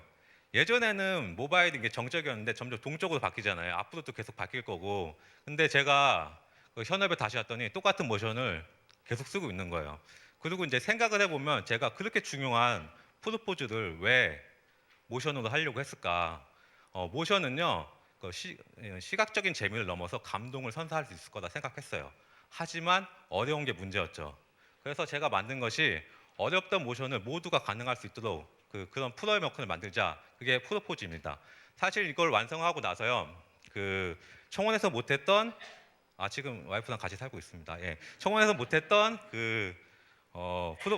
프로포즈를 이번에는 우리 아들을 위해서, 아까 보셨지만 우리 아들을 위해서 이야기책을 다시 만들어 보았어요. 단 3일 만에 프로포즈를 사용해서, 그리고 그 만든 과정을 영상으로 준비해 보았습니다.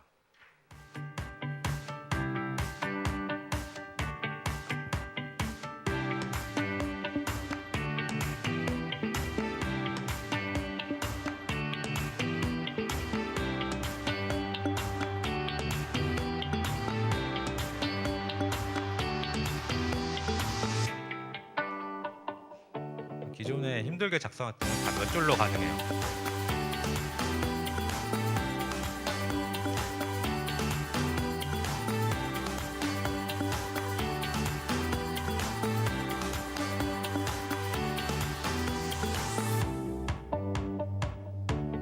모든 것을 합성을 할 수 있어요.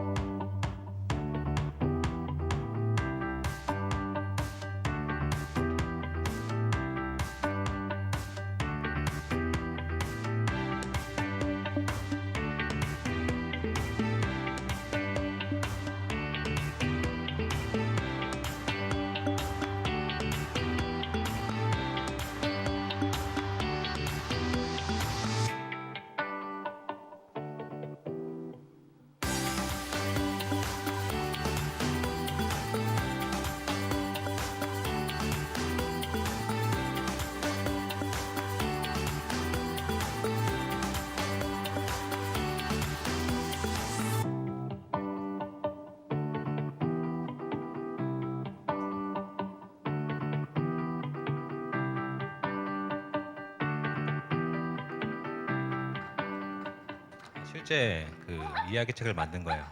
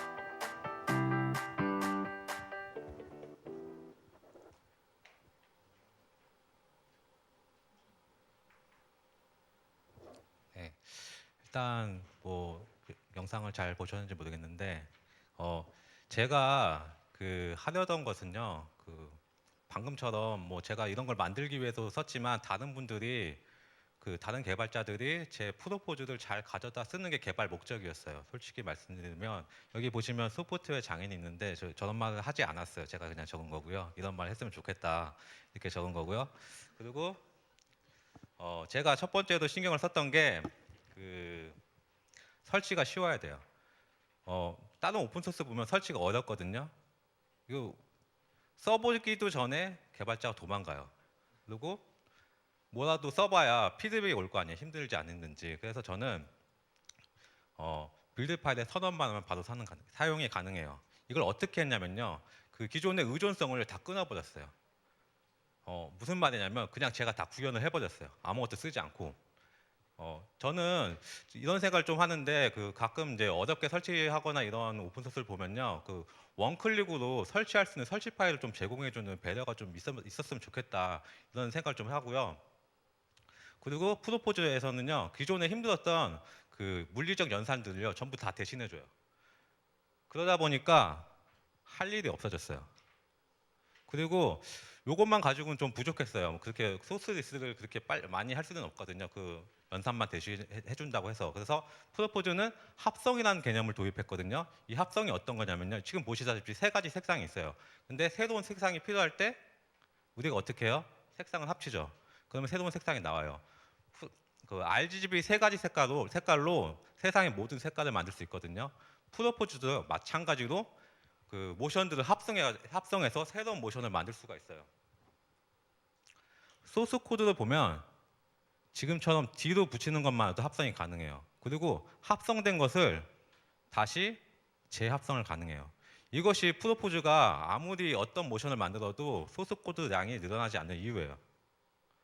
그리고 기존에 그 수백 줄로 작성했던 이런 코드들이 오른쪽 보시면은 단 몇십 줄로 작성이 가능한 걸 보실 수 있어요. 그리고 이제 불가능한 것도 가능하게 하는데 제가 이런 큐브 모션을 만들었거든요.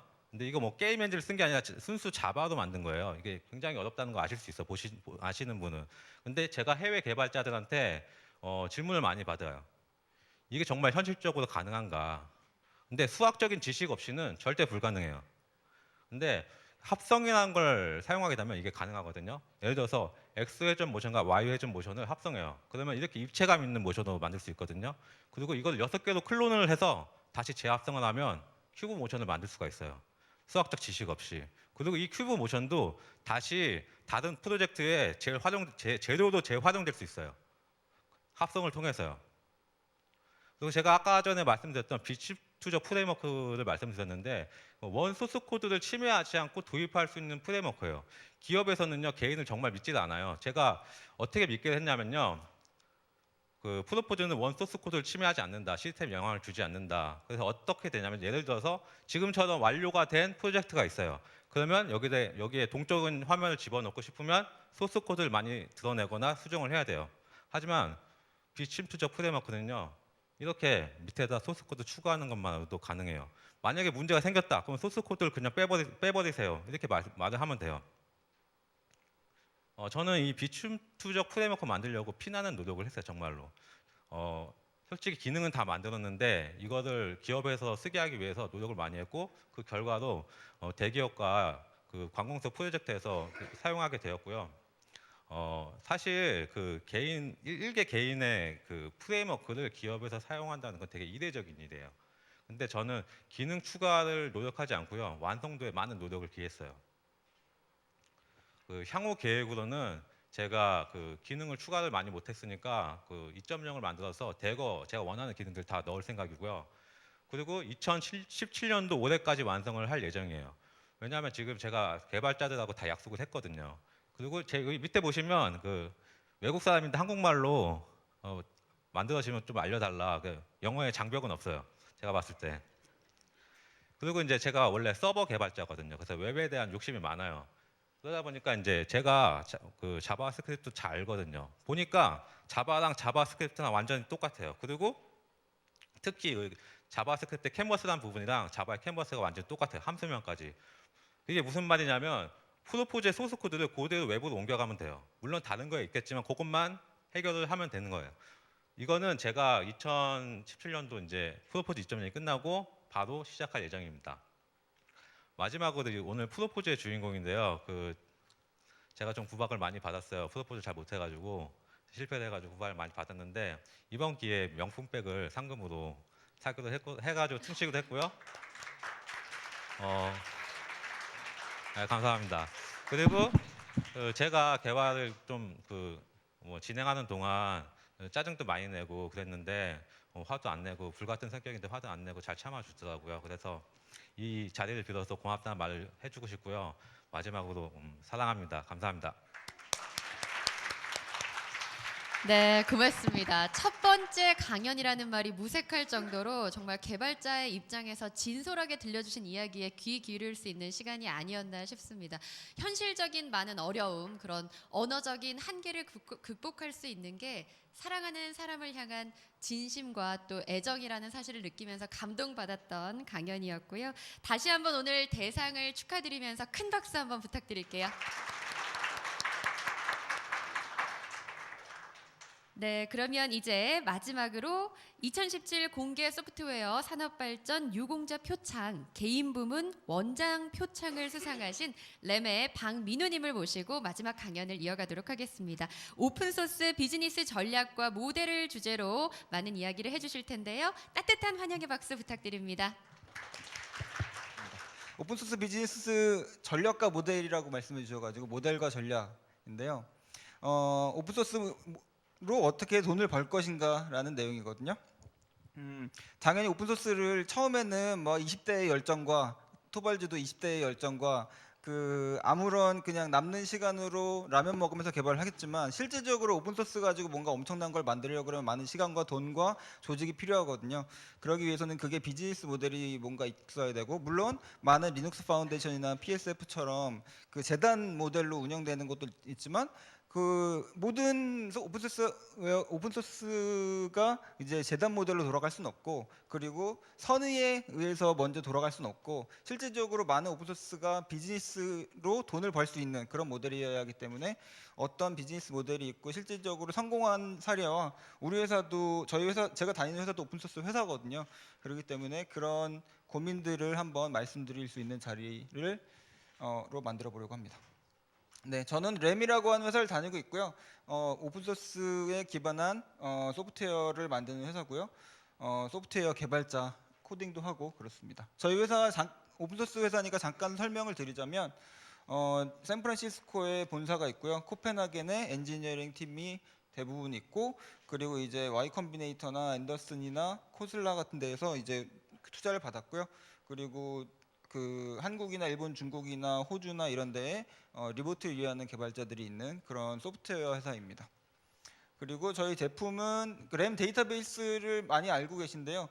여기 밑줄을 그어놨는데 무료이고 100% 오픈소스인 게 저희 램 데이터베이스고, 그걸 기반으로 하고 있는 램 플랫폼이라는 제품이 있거든요. 글씨는 잘 안 보이는데 오른쪽 상단이 램 데이터베이스고 나머지는 이제 개발자 버전, 프로 버전, 엔터프라이즈 버전이 있는데, 이 나머지 디벨로퍼 에디션은 무료이고 나머지 프로랑 엔터프라이즈 에디션은 유료인 프로그램들인데, 얘네들은 오픈소스는 아니고요. 램 데이터베이스는 처음부터 끝까지 무료이고 오픈소스인 프로덕트입니다.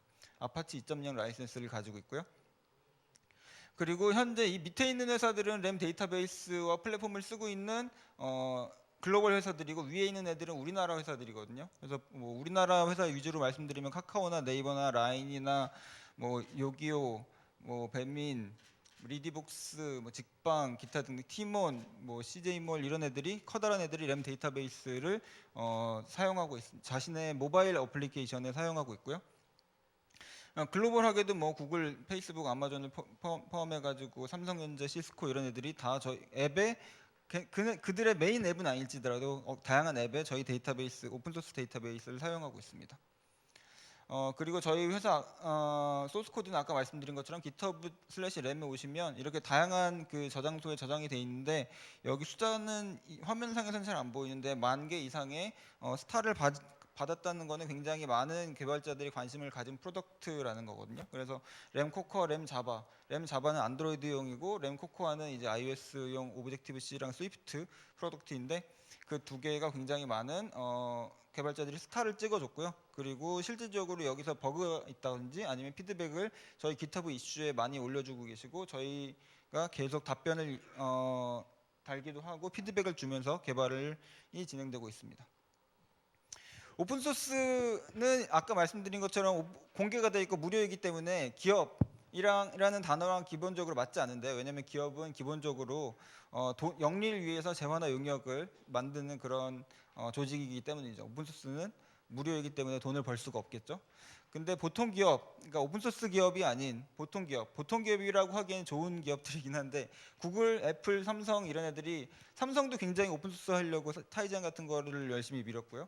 구글은 뭐 아시다시피 뭐 엄청나게 많은 오픈소스를 가지고 있지만 가장 유명하고 잘 나가는 것만 꼽자면 안드로이드, 텐서플로우, 쿠버네이트 이런 애들은 굉장히 성공적이고 모든 사람들이 쓰고 있는 디팩토 스탠다드인 애들이고요. 애플도 스위프트를 오픈소스 해가지고 굉장히 성공적이라고, 약간의 디베이트는 있을 수 있지만 성공적인으로 잘 운영을 하고 있습니다. 그래서 오브젝티브 C에서 새로운 스위프트로의 전환이 굉장히 빠르게 잘 이루어지고 있고요. 제 발표 자료가 제 프린트랑 굉장히 다르거든요. 제가 이걸 넘길 시점에 제가 좀 바빠가지고 마지막에 업데이트를 해서 이거 끝나고 제가 박민우 슬라이드 쉐어라고 치면 제 계정이 나와요. 거기에 제가 빨리 올리도록 하겠습니다. 그리고 마이크로소프트라고 하면 어떻게 보면 오픈소스, 뭐 빌 게이츠가 오픈소스 싫어한다는 얘기도 옛날에 한 적이 있고, 오픈소스와 가장 먼 회사를 꼽자면 마이크로소프트였는데요. 마이크로소프트가 오픈소스 회사에서 굉장히 열심히 하고 있고, 실질적으로 open.microsoft.com인가 이런 데를 들어가시면 굉장히 다양한 오픈소스를 공개하고 퍼뜨리고 소식을 공유하고 이러는 것을 보실 수 있고요. 오픈소스 애저에서도 애저의 서버 인스턴스가 윈도우보다 리눅스가 더 많다고 하죠. 뭐 다양한 오픈소스를 공개하고 있습니다. 그러니까 이제 MS가 오픈소스를 열심히 하는 것만 보더라도 모든 기업의 IT 기업의 소프트웨어 기업의 오픈소스가 굉장히 많은 역할을 하고 있다고 볼 수 있고요. 네. 이거는 프린트에도 있을 것 같은데, 구글의 이제 텐서플로우 담당자에게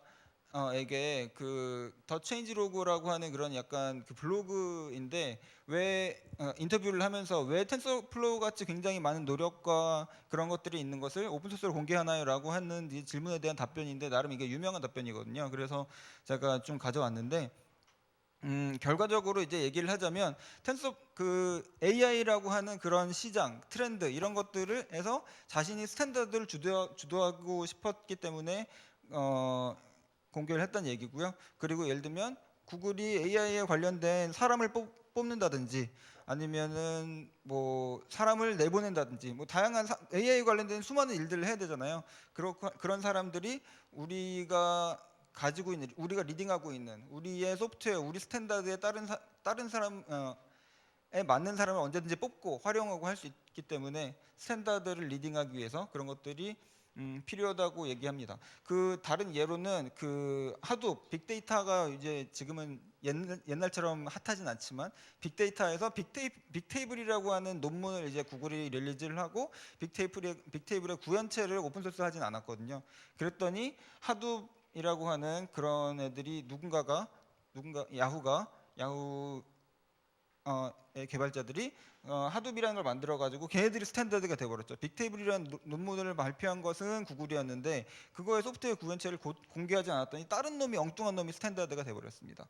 그래가지고 굉장히 구글이 남 좋은 일을 어떻게 보면 한 그런 일이 되었는데, 그러지 않도록 텐서플로우 같은 것들을 공개했다고 이런 내용입니다.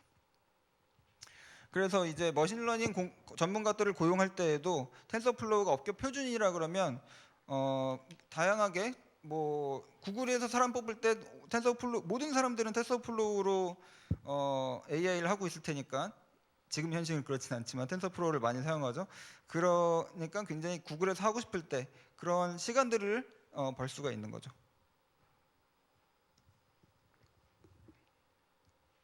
그리고 또한 대부분의 기업들이 보통 기업이라고 하면 당연히 소프트웨어 기업인데 FSF는 이제 프리 소프트웨어 파운데이션처럼 GNU를 만든 그런 리눅스 재단처럼 그런 애들이처럼 거룩한 목표를 가지고 있지는 않지만 빠르게 자신의 소프트웨어를 공개시켜 가지고 시장 주도권 스탠다드가 되기 위해서 업계 표준이 되기 위해서 그런 공개를 하게 되겠고요. 실질적으로 오픈 소스를 하더라도 커밋 저장소에 커밋 권한 가진 놈, 저희 회사 같은 경우에는 커밋을 아무나 할 수는 없고요. 물론 풀리켓을 보낼 수는 있지만 그거에 대한 머지 권한은 그 회사가 그대로 가지고 있잖아요. 그리고 실질적으로는 그리고 그거를 뭐 포크 일명 복사를 해가지고 자신이 개발하면 해도 되겠지라고 생각할 수 있겠지만 실질적으로 뭐 아시는 분은 아시겠지만 절대 그렇지 않습니다. 뭐 개발하는 사람이 계속 개발을 잘 하고 있으면 아무리 포크를 떠더라도 사람들은 그건 쳐다보지도 않고요. 원래 저장소, 원래 커밋 권한을 가진 사람을 걸 따라하게 돼 있죠. 뭐 그건 이름을 따지 않더라도 저희 회사 제품도 그렇고 뭐 레디스, 도커 모든 것들이 오픈 소스이지만 실질적으로 그거 다 공개가 오픈 소스 코드가 싸그리 몽땅 공개돼 있다고 하더라도 저희 회사 같은 경우는 그 회사 그 코드가 뭐 예를 들면 저희가 개발하고 있는 코드, 공개된 코드 버전이 다르지도 않거든요.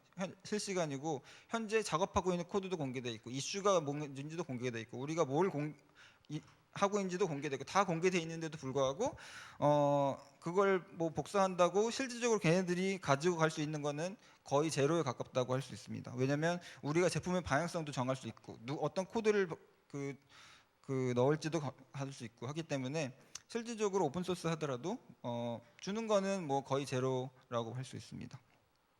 이건 반도체 설계도가 아니기 때문에 또 이게 좀 텍스트가 많아졌는데 소프트웨어라는 아까 말씀드린 것처럼 코드만 있다고 잘 쓸 수 있는 것은 아니고요. 이거를 어떻게 왜 이렇게 코딩했는지 왜 이런 방향성을 가지고 있는지 이런 것들을 다 실질적으로 어떤 디스커션들이 많이 일어났을 텐데 그거를 히스토리도 잘 알고 있어야 되고 그런 사람을 가지고 있어야 실질적으로 그 소스 코드와 소프트웨어를 방향성도 계속 끌고 나갈 수 있다고 생각하고요. 공개도 실질적으로는 그 회사 만든 회사의 것이 보통 됩니다.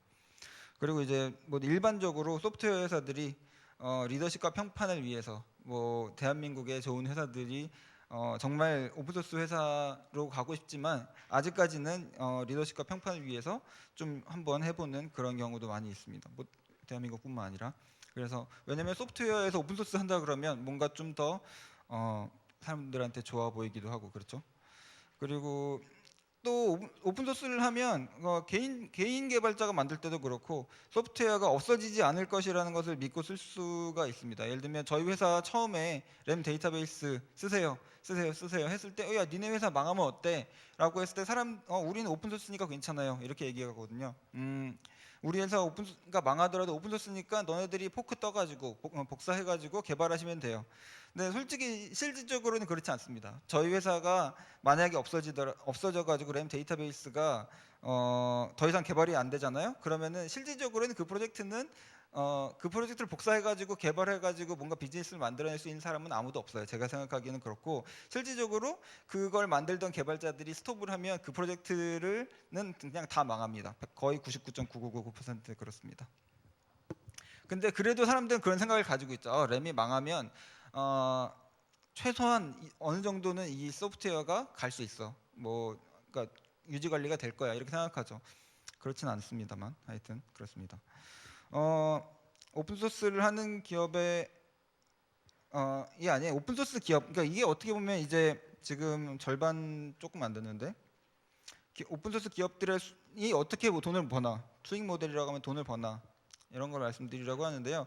오픈소스로 살아남는 것은 일단은 당연히 쉽지 않습니다. 이게 리팅크DB라고 하는 나름 잘 나가던 데이터베이스가 있었어요. 뭐 나사도 사용하고 뭐 어디 지금 이름 기억 안 나는데 굉장히 많은 회사들이 나름 사용하고 좋아하던 리액티브하고 뭔가 몽고DB의 이상적인 몽고DB를 만든 그런 리액팅크 데이터베이스라는 애가 있었는데 뭐 글의 제목을 아시겠지만 Why We Failed 망했습니다.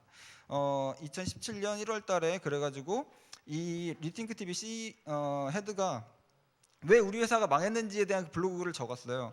근데 그 자기 회사 블로그에다가 적을 순 없으니까 자기 개인 블로그에 적었는데 이게 굉장히 유명한 글이 됐습니다. 그래서 이게 좀 긴 글인데 한글로 번역된 적은 없는 것 같아요. 근데 이제 우리 회사가 뭐 왜 테러블 마켓이고 뭐 전략을 잘못 잡고 뭐 어쩌고 비즈니스 모델을 잘못 설계했고 이런 식으로 해가지고 지금은 리눅스 파운데이션으로 넘어갔어요. 그러니까 무료 대단으로 넘어가서 메인터넌스는 되고 있는데 실질적으로 리팅크 DB라고 하는 회사는 없어졌습니다.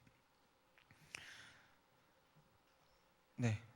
오픈소스 수익 모델을 대한 이제 자료를 좀 찾아보면 굉장히 여러 그 분류를 자기 맘대로 해요. 굉장히 여러 가지 분류를 있을 수 있는데 저는 일단은 제가 생각하는 건 한 두 가지 정도가 될 것 같아요. 이제 컨설팅하고 아니면 기술 지원을 한다든지 자기 오픈소스에 대해서 아니면은 서브스크립션 뭐 우리 레드햇 같은 경우죠. 뭐 센트오일수도 있지만 레드 엔터프라이즈를 서브스크립션 받으세요. 그럼 우리가 기술 지원을 개런티 해드립니다. 그 24/7 서비스 해드리고요. 새벽 3시 전화하면 엔지니어가 달려가 드릴게요.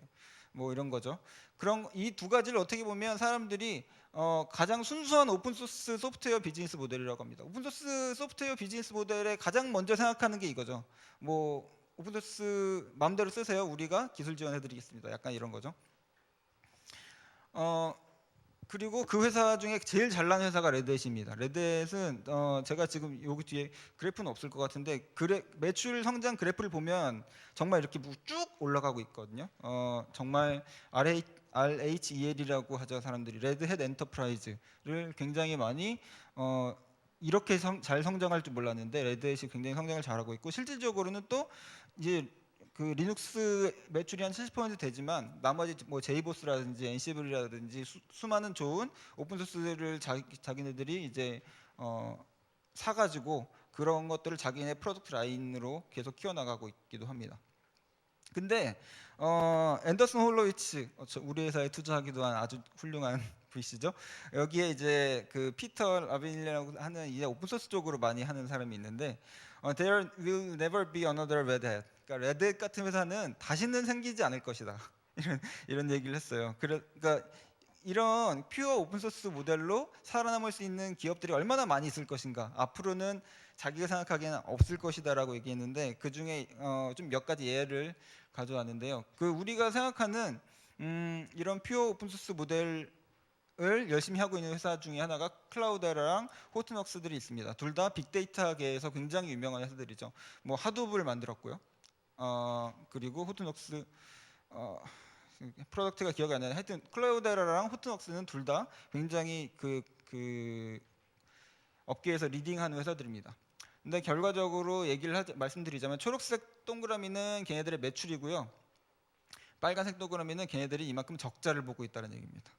하여튼 그래서 이런 회사들이 다 엄청 우리가 딱 얘기하면 아는 프로덕트 제품을 가진 회사들이 실질적으로는 아직은 적자를 보고 있고 뭐 어떻게 살아남고 있을까요? 당연히 VC들이 주는 돈으로 먹고 살고 있습니다. 펀딩을 받아가지고 먹고 살고 있습니다. 그래서 이제 컨설팅 테크 서포트는 큰 돈을 일단 벌기 힘들고요. 당연히 커다란 회사들은 돈을 내겠죠. 근데 그 짜잘한 회사들이나 개인 개발자들한테 돈을 받기도 힘들고 그리고 경쟁이 너무 많습니다. 엘라스틱입니다. 우리 회사가 엘라스틱인데 엘라스틱 지원 서비스를 엘라스틱 말고 다른 회사가 할 수도 있잖아요. 엘라스틱은 미국 회사인데 한국어를 못 하잖아요. 개발자들은 한국에 있는 개발자 어떤 아무 회사 ABC라는 회사가 나와가지고 엘라스틱 우리가 기술 지원 해드리겠습니다. 우리 좋은 엔지니어 있습니다. 이렇게 말하면은 한국에 있는 회사들은 그냥 걔네들이랑 계약해버릴 수도 있습니다. 웬만하면 물론 돈 많으면 엘라스틱 돈 많고 영어도 잘하면은 엘라스틱에서 컨설팅 받고 싶지만 뭐 한국말로 딱 전화하면 바로 뛰어오는 한국 엔지니어 있는 그런 오픈소스 회사들도 남의 걸 가지고 기술 지원을 할 수 있는 거죠. 실질적으로 그런 회사들도 많이 있고요. 그리고 아주 성공적인 제품만 가능합니다. 레드햇 리눅스 엔터프라이즈라든지 MySQL이라든지 이런 애들이나 가능하지 웬만한 조그만한 애들이 이거 건드릴 수 있는 사업 비즈니스 모델이 아닙니다. 근데 이제 아까 말씀드린 것처럼 퓨어 오픈 소스 모델, 아무나 생각할 수 있는 쉬운 모델이기도 하고 실질적으로 뭐 오라클에서 포스트그레로 가고 싶어요. 이런 사례들 굉장히 많이 있고 이걸 비즈니스로 만드는 뭐 EDB라든지 뭐 대한민국의 좋은 회사들도 많이 있으니까요. 그런 비즈니스 모델은 앞으로도 계속 있겠죠. 근데 이제 쉽지 않은 모델이고요. 그리고 서포트 서브스크립션 이것만을 구매하는 기업은 거의 없습니다. 우리 사장님한테 결제를 올리는데 이거는 오픈 소스고요. 그냥 쓸 수 있는데 서브스크립션하고 기술 지원이 된답니다. 그러면은 우리도 개발자 있잖아 이렇게 얘기하실 거 아니에요. 물론 그 은행 뭐 금융 뭐 이런 데에서는 필요할 수 있겠지만 대부분 다른 옵션에 기본적으로 SLA 같은 것들을 지원해주는 방식으로 들어가는 경우가 많습니다. 그래서 실질적으로 돌아가는 레드햇 빼고요. 레드햇 빼고 애들이 쓸 수 있는 비즈니스 모델은 일부 킬러 플러그인 같은 것들을 유료로 제공합니다. 굉장히 많은 사례가 있는데 제가 여기 적은 거는 엘라스틱이랑 엔시블. 엘라스틱은 기본적으로 무료고 모든 사람들이 쓰고 있고 사람들이 잘 모르는 경우도 있지만 엘라스틱의 그 많은 엔터프라이즈 피처들은 유료고요. 엔시블 누구나 저도 개인적으로 굉장히 좋아하는 엔시블인데 엔시블 타워라고 하는 그 비주얼라이제이션 보여주는 그런 애들이 있거든요. 걔는 유료고요. 근데 여기 보시면 아시겠지만 엔시블이 하도 잘하니까 레드햇이 샀습니다. 그리고 또 듀얼 라이센싱 모델이 있습니다. Qt, MySQL, 슈가 CRM. Qt 가장 대표적으로 듀얼 라이센싱 하는 애들이죠. 돈을 안 벌면 무료인데 니네들이 이거 가지고 돈 벌면 유료. 그런데 그렇게 비싸지 않습니다. 그러면은 다 웬만하면 사겠죠? 기업들이라 그러면 오픈 소스로 사용하면 무료. 특정 사업적인 용도는 유료. MySQL이 유료라고 웬만한 사람들은 모를 것 같거든요. 네, 웬만한 사람들은 모르는데 오라클이 가지고 있기도 하고 유즈 케이스별로 이제 유료이기도 하고 또 유료로 사면 더 좋은 어떤 패키지들을 많이 줍니다. 마지막으로 SaaS가 있는데요. 소프트웨어 애저 서비스. 이거 첫 번째 거는 일라스틱 클라우드라고 일라스틱 가지고 만든 클라우드 서비스고요. 데이터브릭스는 스팍 가지고 만든 서비스고 깃허브는 기술 만든 사람은 리눅스 토발드죠. 근데 가지고 깃허브라는 걸 만든 거는 깃허브입니다. 네, 풀리퀘스트라는 거는 원래 깃에 있는 기능은 아니죠. 근데 깃허브가 만든 컨셉입니다. 근데 일라스틱 가지고 AWS가 일라스틱 클라우드가 나오기 전에 이름이 기억 안 나. 일라스틱 AWS인가? 하여튼 이런 식으로 AWS가 자기네 솔루션을 먼저 내버렸어요. 아니 근데 일라스틱한테 돈도 안 주고 일라스틱 호스팅 해주는 AWS 서비스를 자기네들이 만들어냈습니다. 그럼 일라스틱은 아무런 돈도 받지 않으니까 아주 좀 짜증났겠죠? 근데 만약에 일라스틱 클라우드를 하면 이건 실질적으로 AWS에 올라가 있는데 AWS에는 돈을 내야 되잖아요. 그러면 일라스틱 클라우드가 AWS가 하는 일라스틱 서비스보다 저렴해지는 건 거의 불가능하다고 볼 수 있죠. 근데 뭐 그래도 일라스틱을 제일 잘 아는 회사니까 일라스틱 클라우드라는 걸 런칭을 했고요. 그렇게 오래 안 된 걸로 알고 있는데 그래도 더 많은 사람들이 뭐 어느 정도 사용하고 있다고 알고 있고요. 데이터브릭스도 원래는 이제 스파크라는 걸 오픈 소스로 만들었는데 데이터브릭스라는 약간 이런 엔터프라이즈 패키지들 이 뒤에 조금 더 많은 기능들이 있다는 걸 알 수 있는데 하여튼 그런 것들 아니면 깃허브 뒤에 생각해 보니까 제가 스크린샷을 떠났네요. 일라스틱 클라우드에 가면 이런 식으로 뭐 구글 GCP 선택할 수도 있고 AWS 선택할 수도 있고 이 뒤에 밑에 리전도 선택할 수가 있고 뭐 어떤 것들을 할 수 있고 이 좀 더 밑에 보면 왜 일라스틱 클라우드를 선택해야 하는가 이런 것들 다 그 프라이싱으로 사스를 만들어 놨고요. 그리고 데이터브릭스도 자기네들이 만든 스팍 좋아요, 엄청 좋아요.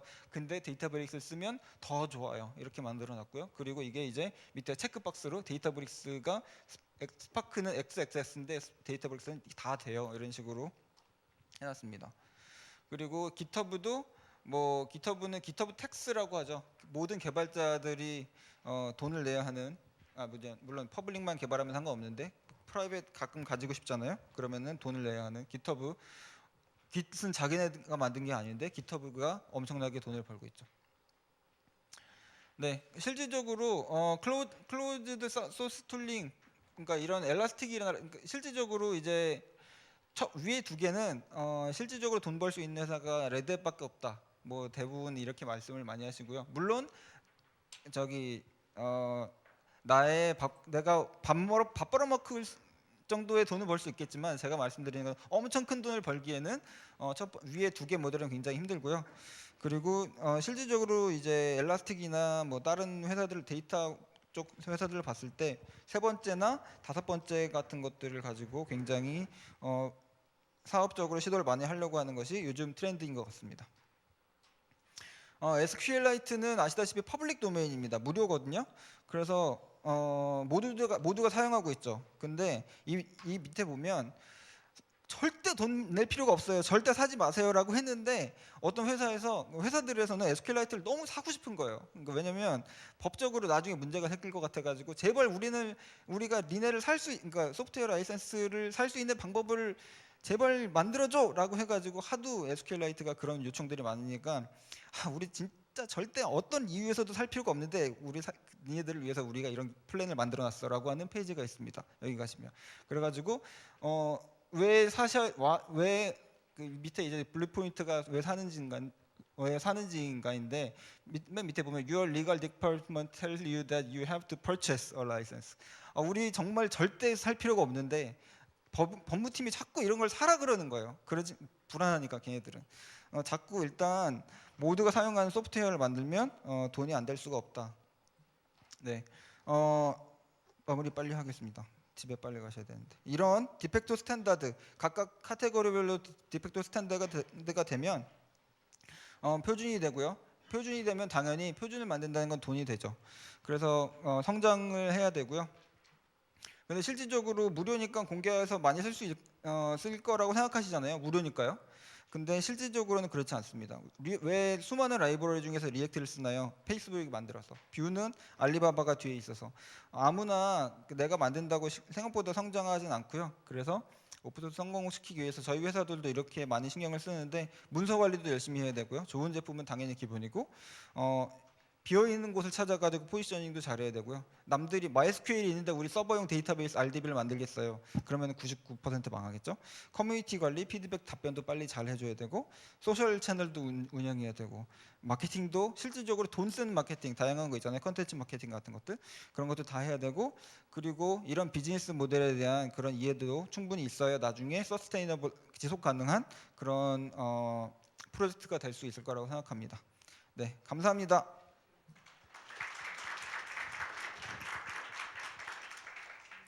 네, 마지막 강연자로 오래 기다리시고 좋은 말씀 해주셨습니다. 램의 박민우님께 다시 한번 큰 박수 부탁드립니다.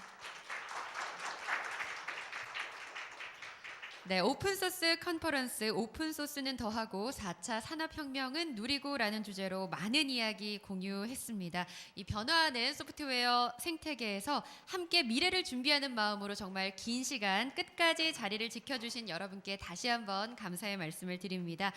나가실 때 저희가 들어오실 때 나눠드렸던 설문지를 제출을 해주시면 기념품을 증정해드리고 있으니까 많은 참여 부탁드리고요.